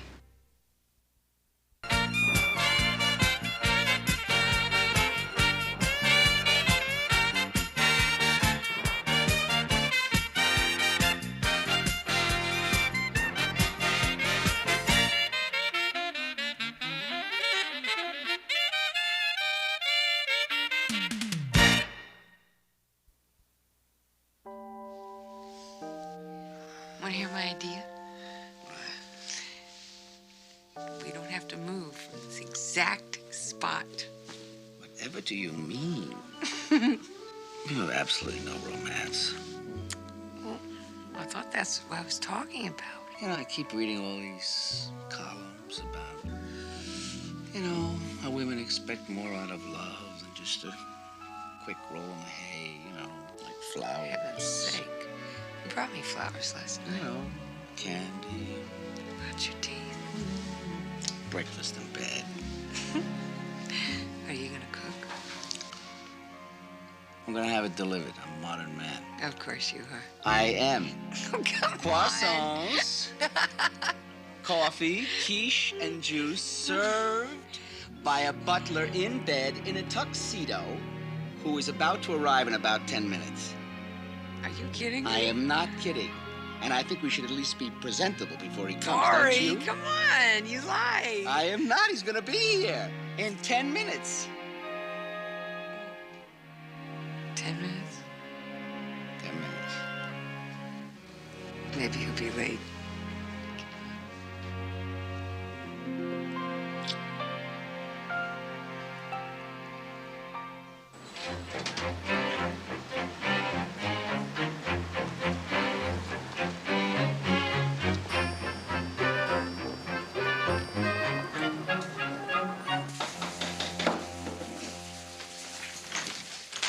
Good, you're here.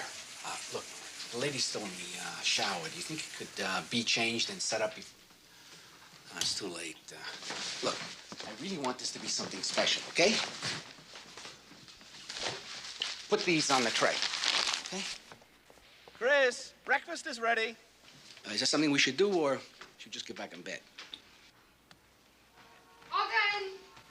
Ta-ta! Pop. You don't know my father. Oh, certainly, Christine. He knows that you're sexually active. Well, thank you for the discreet phrase. And how can you make it sound like radiation poisoning? I am not making a judgment, Christine. I mean, you told him about Dory, right? Mary Beth, it is one thing for my father to know that I know men. It's a whole other country for him to walk in like that. I don't know what to do. Well, you want advice, or are you venting? No, I do not. Well, I know, either way, it doesn't matter to me. No. I'm trying to make appropriate responses here. I just want to look at a corpse, okay? Oh, you really are a joy this morning. Well, I hate suicide. There's nothing that impresses me more than As opposed to a nice, jolly murder? Yeah. At least I can understand what it feels like to want to kill somebody. Yeah? Anybody I know? Yeah. A partner who's charming and understanding on a Monday morning. Well, it surprised everybody in the building, no? Detectives Lacey and Cagney, 14th. Upstairs, 17B. It's such a shame. A real shame. They're very nice people, the Tantons, you know. They tip very well. Thank you. Oh, I love New York.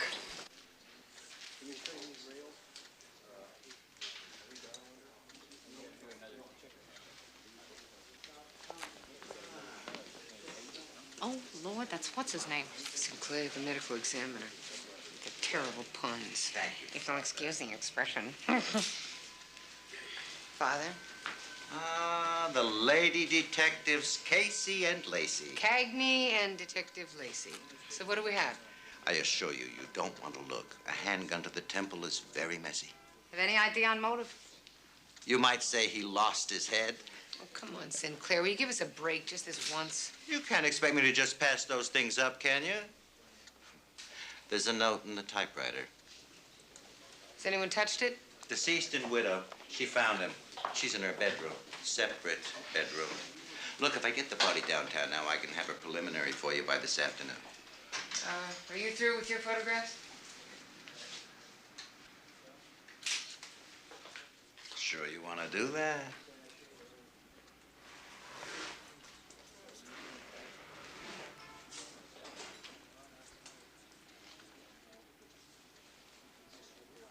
Okay, boys, take him away. I'm going to try to read what's left of his mind.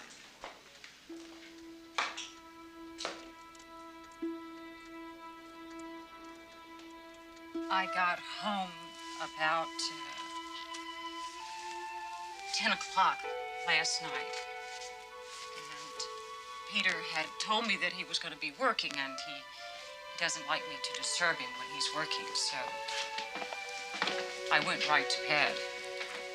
I woke up about, I guess it was 4 o'clock, and I went in to get a drink of water, and I saw that he wasn't in his room, but I didn't worry because he often falls asleep in the study. And then it was 6 when I found him. We appreciate how hard this is on you, but we have to do it. Have any idea of why your husband would want to kill himself?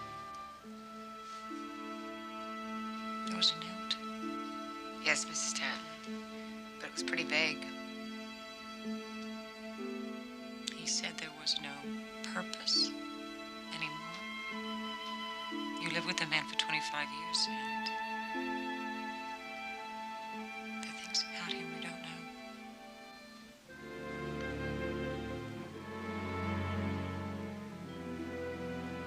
He was a stranger.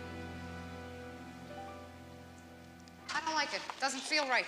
I agree. I don't like the idea of a tight suicide note. Yeah, with no signature. Plus, listen to this here. I apologize to my daughter Jane and my wife Julie for all the pain I have caused. I have been neither a good father nor a good husband, for which I ask forgiveness from you both. Now, what kind of a man's going to worry about a dangling honeycomb when he's about to kill himself? A careful man. Who then splashes himself all over the room? I don't buy it. Cab, ladies. No thanks. We got our own.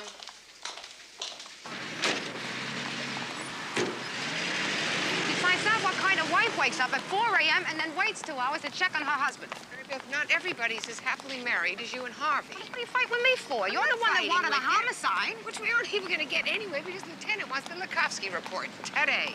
Well, we will work on the Lukovsky report until the autopsy's done, then we'll get on it. What's the problem? I loathe optimism. Cagney, have you got the report on the Likovsky case yet? I'm working on it right now, sir. Okay, I want to see it this afternoon, huh? On your desk.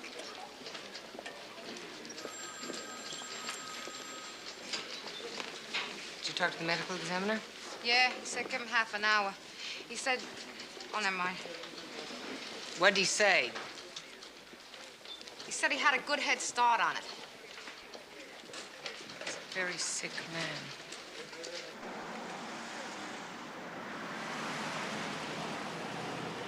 We're sorry to have to intrude again, Mrs. Tanton, but in light of the medical examiner's report, we need to ask you a few more questions, okay? Do you know anybody who would want to harm your husband? No. He was a very popular man. No known enemies, none at all. No. Business. Did he ever discuss any problems regarding business with you? No. And there was no sign of forced entry, and nothing was missing. Not that I'm aware of, Well, it would appear that whoever shot your husband was someone that he probably knew. Did he mention anyone coming to visit him here last night? no. Well, Mrs. Tanton, we're going to have to talk to a few other people, the business associates, friends, your daughter Jane. Jane, why would you bring her into this? Her father may have said something to her. No. They rarely spoke to each other. Yes, ma'am. We'd still like to talk to her. No. Beg your pardon? I'm afraid I can't allow that. She's a very emotional girl. I'm sorry, but it's necessary.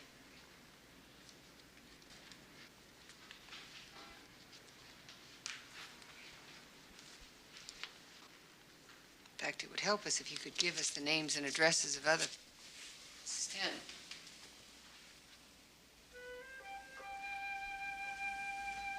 It's no use. Ma'am? You don't need to talk to anyone else.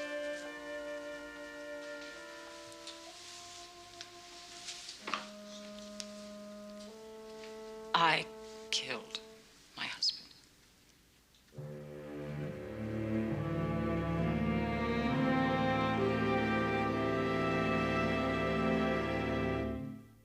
The way I like to see it done. So, case closed. Time to move on. Yes, sir, only we are not entirely satisfied, sir. Why? You got a confession. The DA's office is happy. What more do you want? Yes, sir, we got a confession. What we didn't get was a motive. She told us she killed him. She told us where the gun was. She typed the note and she waited till morning. 2 hours. But she refuses to say why she killed him. They've been married for what, 24, 25 years? Tell her, Lacey. It happens in a marriage sometimes. True, sir, but all we're trying to say is we asked her why. She said it wasn't important, that nothing mattered but that she'd done it. That's not acceptable. So with your permission, we'd like to stay on it. Yeah, but you still got the warehouse break-ins, right? Yes, sir. And the Social Security muggings? And I have yet to see the Ledkowski report on my desk, right? Yes, sir. So you still got time to mess around with a case that's all wrapped up, huh? With all due respect, sir, we would really Wait, like... Lacey, you want to have some more work? Okay, wait. I got some more work for you. Okay. Sir, no, really, that's fine. Thank you, sir. Annual performance evaluation. Mary Beth Lacey, Christine Cagney. Look them over, initial them, return them. I don't think you're going to be too unhappy. Thank you, sir. So what do we do now, partner? The Ledkowski report first.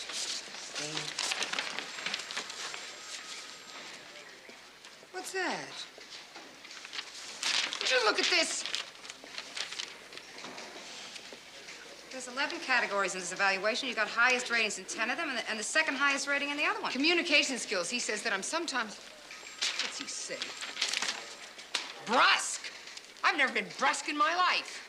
If I were a man, he wouldn't call me brusque. He'd say that I was aggressive. Mary Beth, let me ask you. You tell me the truth. Do you find me brusque? Well, Christine, I understand how you feel, but sometimes you are a little less than tactful. But never brusque.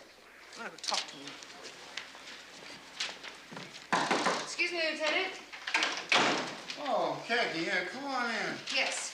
Listen, now, I've been thinking about it, and maybe I was a little hasty. I've been looking over the Tanton file again, and I don't like it either. Take a day. Talk to a few people, and then we'll reevaluate.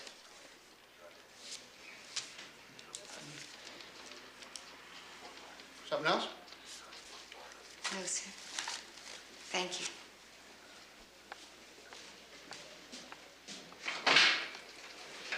Thank you, sir.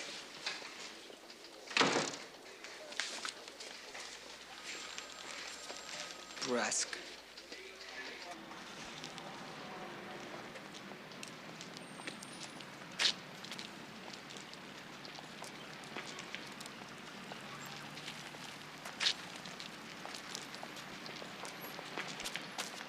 Hey, Dory. Hello, Mr. Cagney. Hi, how are you? Say, get a minute for a drink? Sure. Come on, the place around the corner, come on.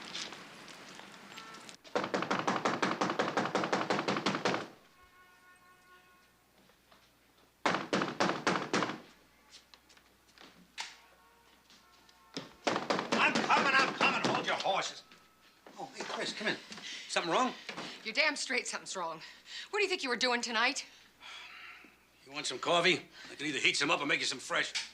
Answer me something.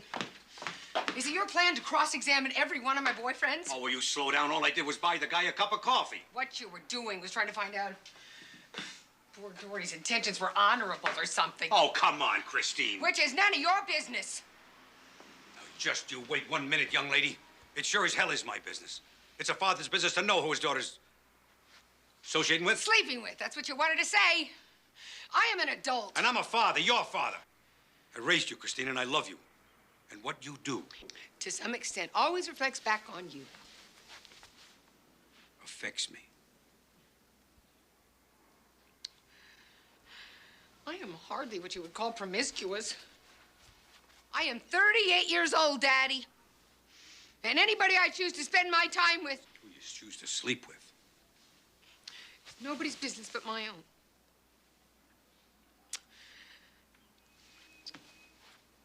Charlie, you're the one that told me that a parent's job was to become obsolete. You said that it had to end. Yes, you did. At 18 or 21 or somewhere, it's got to end. Not if you care. If you care, it never ends. Just the job description changes a little. If I'd wanted you to meet Dory, I would have introduced you. I just wasn't ready. Oh, now that's terrific. That is really terrific. He's good enough to sleep with, but he's not good enough to meet me, huh? I tell you, Chris, there's something wrong with a guy who comes crying to you because I buy him a cup of coffee. You know why he told me?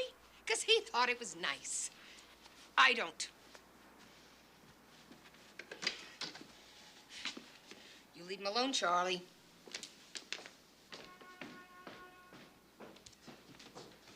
Oh, yeah?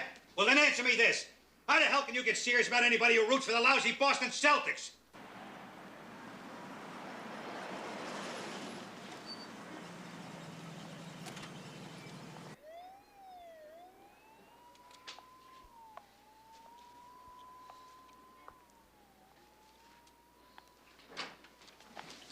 Miss Tanton. You. Do you know what you've done? Do you have any idea what you have done? This is a false arrest. You have the wrong person in custody. Now, I was a law student. I'll run a writ of habeas corpus and then a civil suit for every penny you Wait have a got. minute, lady. Your mother confessed to shooting your father. Well, she didn't. She couldn't have. He killed himself. He couldn't live with himself any longer, so he did the world Miss a favor. Tanton, we have a medical examiner's report inside. I'm sorry. It could not have been suicide. Well, that doesn't mean my mother did it. She couldn't have. I mean, if you knew what kind of a person, the kindest, gentlest soul. We appreciate how hard this is on you, Miss Tanton. Did she tell you she has a heart condition? That this kind of a thing could kill her? We will call Rikers. We'll have a doctor examine her. You don't understand. My mother would never hurt anybody. Never.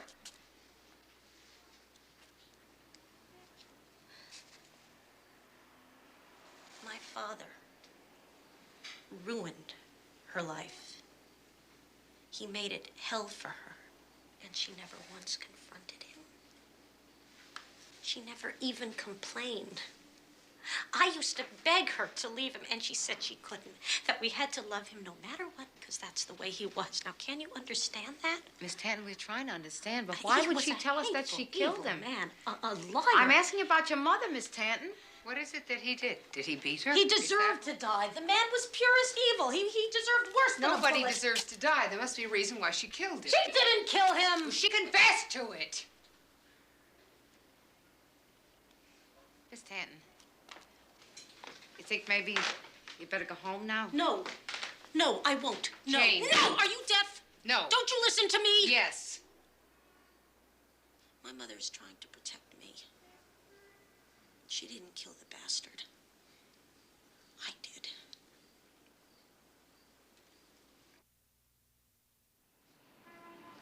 What, so you're blaming us? Who else? 2 confessions. Let's say one of our confessed murderer. No, worse. Make it both of our ladies. Changes her mind. Then what? Who do I file against? What, pick one, anyone? And then what? I'll tell you what. Smart defense lawyer takes it to a bleeding heart jury. How can we ever really know what happened on that fateful night? Is it not better that 100 guilty women be set free than one poor, unfortunate, unfairly convicted? Excuse me, but how exactly is it our fault? I will reiterate. I am not going to trial like this, okay? So you either tie them in together, or you blow the air out of one of their stories, and we will all pray to get out of this without looking like a bunch of jerks. Capiche? I appreciate it, ladies. Goodbye. And good luck. How exactly is this our fault?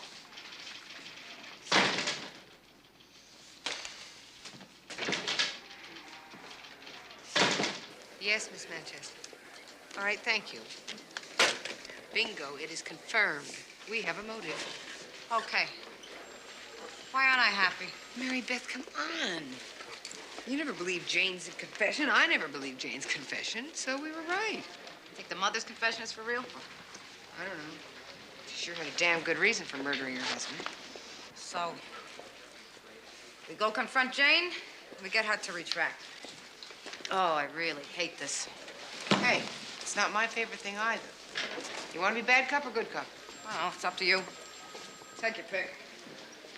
I am telling you, I did it. Now, what more do you bloodsuckers want? You have to let my mother go. No, Miss Tan, we don't have to do anything of the kind. Especially since I don't believe you. I did it. It's my fault. Good. Fine, Jane. You familiar with the name of Denise Manchester? 27 years old, part-time model. I love that. She's living in the village in an apartment rented under your father's name. I know who she is. I'll bet you do. Well, Miss Manchester was under the impression your father was going to leave your mother and marry her. My mother told me. Did she? Finally got lucky, I'd say. Mm-hmm. You think that's how your mother felt? After 25 years of marriage? What are you, a mind reader? Oof. We talked to her. Miss Tanton, I can understand why you confessed.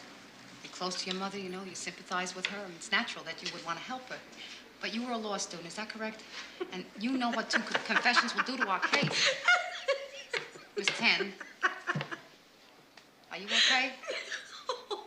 Okay. Oh, I'm fine. It's you who's not okay. I mean, you think you know everything, and you're so stupid. Oh, cut it. Oh, shut up and listen to me. You don't know anything. My father wasn't leaving my mother for another woman. He was leaving her for 2 little girls. I beg your pardon? Denise Manchester has 2 little girls. I don't know what you're talking about. Miss Tanton, did your father... Well, I'm trying to say... Did your father... He molested me. He was a horrible, disgusting man. I hated him. Every night I prayed to God he wouldn't do it anymore. I wanted him to die. Oh, Lord, I'm sorry. Sorry. My father forced me to have sex with him from the age of 10 until I could get out of the house. Only it wasn't over then. All the hate and the mess guilt. My life is a disaster. 2 years of law school, that's all. I never finish anything. My marriage. Man, I think about that horrible filth and I want to die. More than that, I want him dead. He is dead. Jane, did you kill him? When I heard about Denise Manchester and her 2 daughters, 2 little innocent girls, I couldn't let him do that again.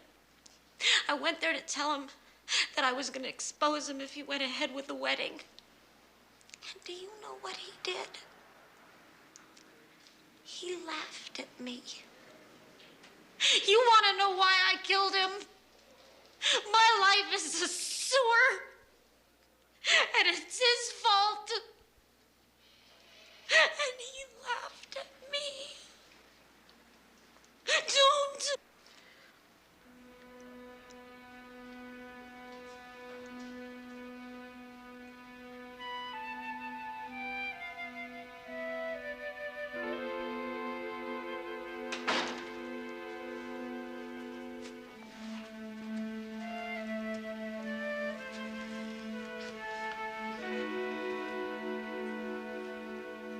You okay? First time I worked on an incest case was a kid not yet 9 years old. She'd be about the age that Jane Tanton is now, and I was wondering if she still hurts today the way that woman does. Oh, I don't know. No matter how long I do this, no matter how many horrors I see, sometimes, every once in a while, I get one, and I think, when am I going to get tough? I mean, why do I keep subjecting myself? Family stuff is the worst. Husbands and wives and children and parents is the stuff that's supposed to make life good, right? And instead it just gets all twisted up into something ugly. Sorry. I'm sorry. I'll be okay. You're okay. Don't worry about the rest of us. Good afternoon. Mr. Montgomery? Yes? Detective Cagney. How do you do, Detective? Detective Lacey. Detective? Hello.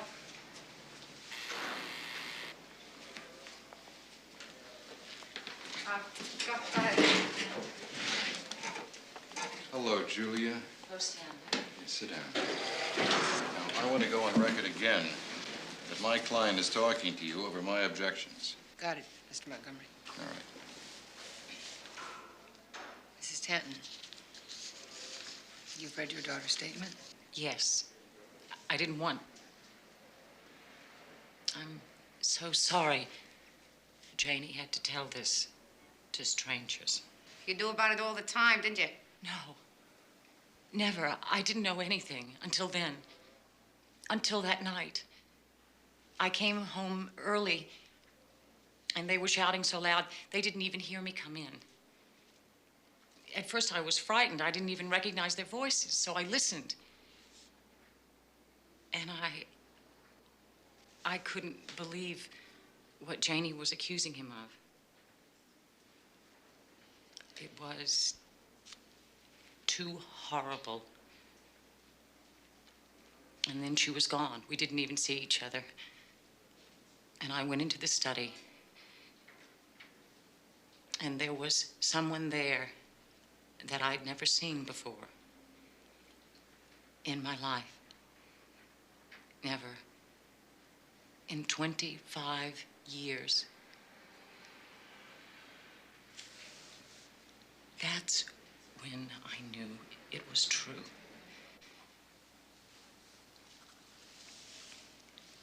Peter just looked at me. He didn't even seem surprised to see me. And he said, Julia, This is all your fault. The whole thing. You didn't satisfy me. You were always too sick. I was too sick. And then I remembered all the times that Janie had asked me to take her with me. Asked me not to leave her alone. With him. She begged me to send her to boarding school, to send her to camp, anywhere.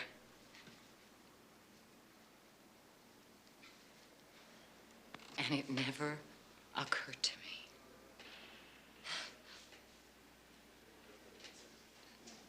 I got Peter's gun from his bedroom, and I came back into the study, and he was sitting there at his desk, working. And I came up behind him. Julia, I don't... No, Stanley! The only thing that matters now is that they believe me. You must believe me. I shot him. I shot him! But you didn't say why.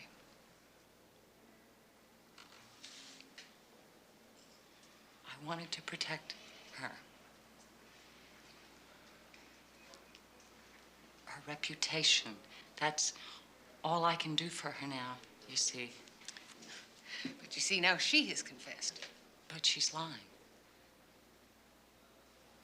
My daughter is lying to save me. Can you imagine?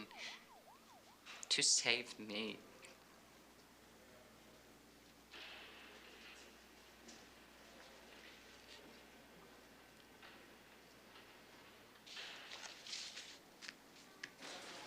Okay, so where were we?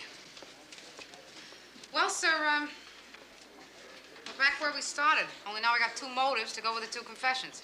We gotta go for independent corroboration, a third party. Otherwise, all we got here is a mess. We talked to the girlfriend. Her two daughters are in the custody of her ex-husband, and she swears neither child was ever left alone with Tan.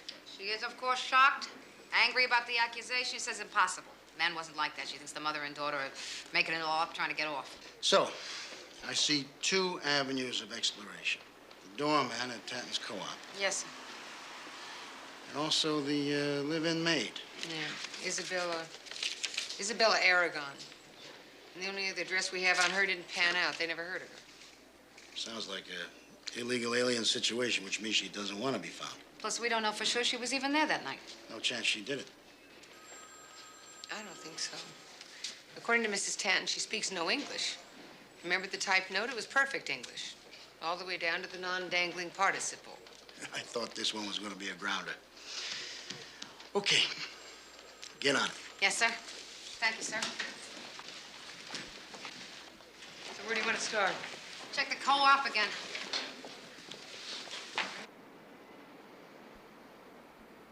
Here we are, ladies. You sure about the maid? Oh, I'd never miss a looker like that. I've got ESP, you know what I mean? No. Extrasensual prescription. Ah. Now, that young beauty was nipping out the back way carrying a paper bag full of clothes. Would have been very hard to miss a baby doll like that. Well, thank you, Mr. McDonald. Where is Isabella's room? Just back that way. Thank you. I always like to help the boys in blue, as it were. You know? I have an uncle in the force. Thank you, He was Mr. McDonald. Oh, all right. Yes, right.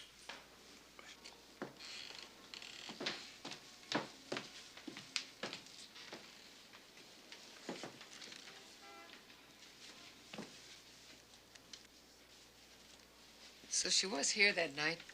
So she'll know. Maybe she'll know. If we can find her. Even if we do, I doubt she's going to testify. Well, right now, I'd settle for talking with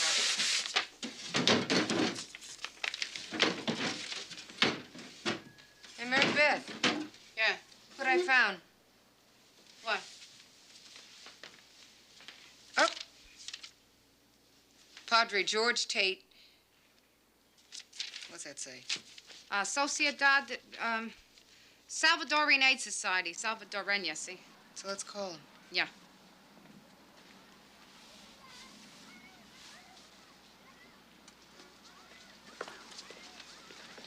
Excuse me, Father Tate? Yes, can I help you? Yes, I'm Detective Cagney. This is Detective Lacey. We were hoping that you could help us find someone. I see. Then I'm afraid I can't help you. Excuse me, Father. We're not with Immigration and Naturalization. We're working on a homicide investigation. Mr. Tanton. He and his wife had a live-in maid named Isabel Aragon, and she could be of help to us, Father. We don't want to deport her. We want to talk to her. You realize that for most of the people I deal with at the Salvadoran Aid Society, the distinction between the INS and the NYPD is very blurred. There's not a lot of trust there. Do they trust you? I don't know if I can trust you. I don't know her. But you could find her. Maybe, but it would be on my terms. Which are? She's free to go after she's answered your questions. No detention. That may not be our choice, sir. It will be, the way I set it up. Excuse me, Father. Sorry, Father. But I should tell you, I don't like being dictated to. Well, who does? But you're the ones with the problem. Listen to me. I'm not stupid. I know the advantage of having cops in my debt. The Salvadoran Aid Society is my own crusade. It isn't sanctioned by my church. So I learned the hard way that if I don't take care of these people and myself, then nobody else will. Now, if I find Isabella Aragon, I want guarantees, and the only guarantees I trust are my own.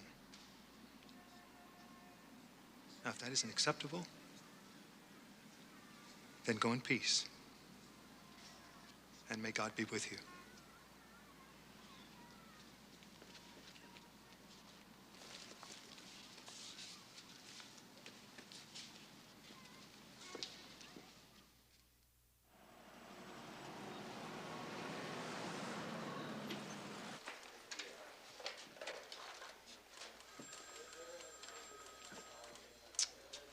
I'm getting a candy bar. You want a candy bar? Relax, Christine. The priest said he'd call tonight. He said maybe he'd call. Definite maybe. Relax.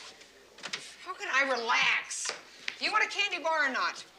Huh? Everybody's leading us around by the nose. The mother, the daughter, a priest. Everybody's running this case but us. I don't think we ever have much control. Sometimes we just fool ourselves better. What's that supposed to be, deep and philosophical? No, it's something I was thinking about. Want some reasoning behind it? No, not a whole lot. Christine, you remember when you asked me if I thought you were ever brusque? Brusque. Brusque. I'm sorry. I'm working on it. So tell me your theory. If you believe, which I do, that orderliness is Is a this matter... a long story? Nobody ever learned anything with their mouth open, Christine. Oh, hi, Mary Beth. Oh, hiya, Charlie. Officer's order? Hi, Charlie. They told me I'd find you in here. Yeah, we're working late. We're waiting for a phone call. I want a coffee. You want some? I'll get you coffee, Oh, Charlie. no, you don't have to leave. I got some tickets for the Knicks game Friday night. I just wanted to see if Christine could possibly go. Friday? Yeah. Yeah, I can go. Hey, yeah, good. Terrific. Listen, Chris, do me a favor. Will you hang on to the tickets for me just for safekeeping? No, Charlie, you keep them. Come on, honey, please. You know how I am. Please, I'd feel a lot better if you'd hold them for me. Okay. Well, I got a couple of guys waiting outside for me. I better beat it. I'll see you Friday. Mary Beth? See ya. Bye, Charlie. Nice. Peace offering. Hey, there are 3 tickets. Home? No kidding. Maybe he wants you to invite somebody. Oh, do you think? Oh, Charlie, guess who the Knicks are playing? The Celtics. Who else? Detective Lacey, 14th Precinct. How you doing, Father?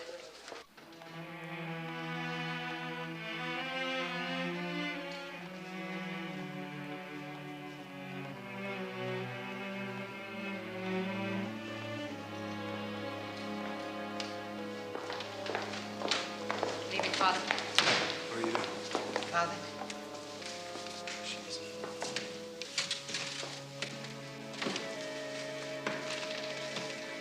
Isabela, estas son las 2 detectives de quien te habla. estás? Bien. ¿Usted? Not bad. Senorita. Talk to Isabella Aragon. She says she was there. She heard you arguing. Then she heard you leave. And then she heard a gunshot. You're bluffing. If you could really prove anything, you wouldn't have to talk to me. You'd just release me. Smart. Okay. Your mother wants to plead guilty, and the DA's office won't make a deal unless you withdraw your plea. But I did it. It's my fault. No, honey, you may think it's your fault, but I know you didn't do it. No, get her out of here. Jane, please. I want my lawyer. You cannot question me without my lawyer. We've already called him, Jane. Yeah, we're just gonna sit here and wait with you. I know my rights, and this is unconstitutional. Not if we don't ask you any questions. We're just gonna listen to anybody who wants to talk. Jane. Do this to me. Jane, you look so pale. Are you all right? See, this isn't going to do any good. I missed you. I miss talking to you. Mother, please. Let me do this. It's my fault. It was never your fault. I tempted him, he said, especially because you were sick. You wouldn't, so I had to, he said. I'm sorry, Mother. I'm sorry. I love you. How could I have done this to you? To me. You didn't do anything to me, Janie. It was him. It was all him. I hate myself. I disgust myself for doing it. How could I have done it? He made you do it. I should have made him stop. Janie, you were too little. But I wish you had come to me, sweetheart. I would have made him stop. I couldn't tell you. You were too sick. Jane, I'm your mother. You didn't want to be my mother. You wanted to be my friend. But that's what I thought you wanted too. We had such a good time together. Didn't we have fun, Jane? I still can't believe he was... Say it. A child molester. Say it. I can't. Did you know? Oh, no. You had to know. I swear How could to you you. not know? I swear to you I didn't know. Don't tell me you didn't know something. No, you knew, and you just didn't do anything about it because all you cared about was keeping your marriage together. All you cared about was what other people think. Janie, if I had suspected, baby, I would have taken you away. I would have taken you away with me.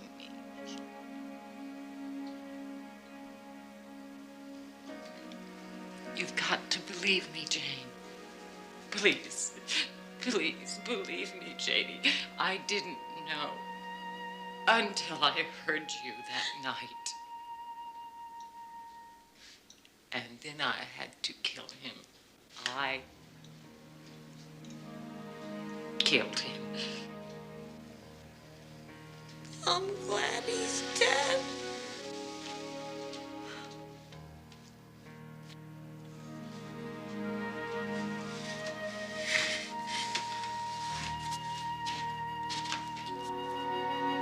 Don't be glad, Janie.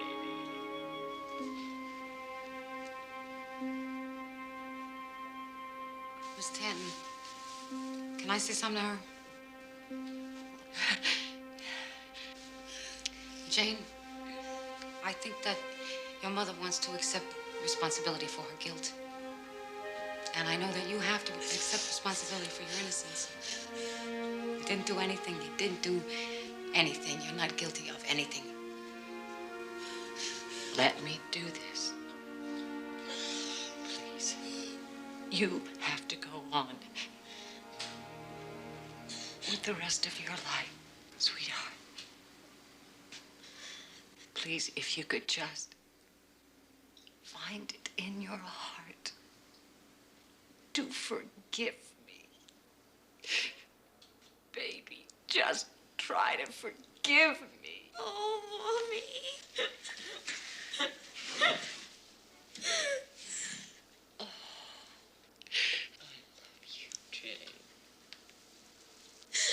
I love you, Jane. I love you, Mommy. I love it. You guys are fantastic. I really mean it. Coffee on me. We finish up the paperwork, and Jane Tanton walks. The old lady cops to manslaughter and does life time.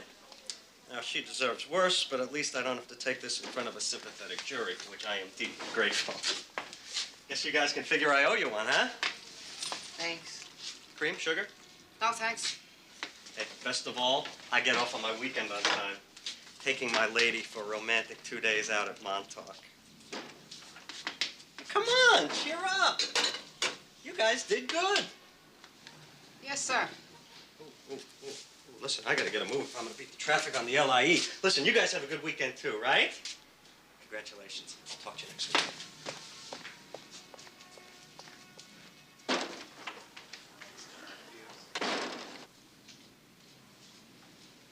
You got anything on for the weekend? The ball game with my father. Oh, Celtics. Celtics. How about you? Got my steady date in Queens. States. Oh, you had to be blind not to see it. 2 refs, and not one of them blew the whistle. Yeah, well, you two are the only 2 people in the garden that saw it. What are you talking about? Bird gave him an elbow. If he misses that shot, we're in overtime. Damn right. Parrish had 5 What are you fouls kidding? It wouldn't have against meant a him. thing. I'm telling you, we should have walked away with the game. No, it wouldn't even been close. Right, Pop. More coffee? Yeah, I'll have some. No, that's okay. I told these guys I'd meet him in the morning, go to Jersey, look at some land. I gotta hit the rack early. Oh, okay. Yeah, well, I'll go with you. We can share a cab together. How come? Pop? Hold it. You stay out of this. Now, you listen to me, pal. It makes no difference to me when you leave this apartment. You can leave in 5 minutes, you can leave in 5 hours. I don't care when you leave. But you are not going to leave the same time I do, because I wouldn't believe that for a minute. So, officer daughter, I'll see you in a couple of days. And you, I am telling you, Bird threw an elbow.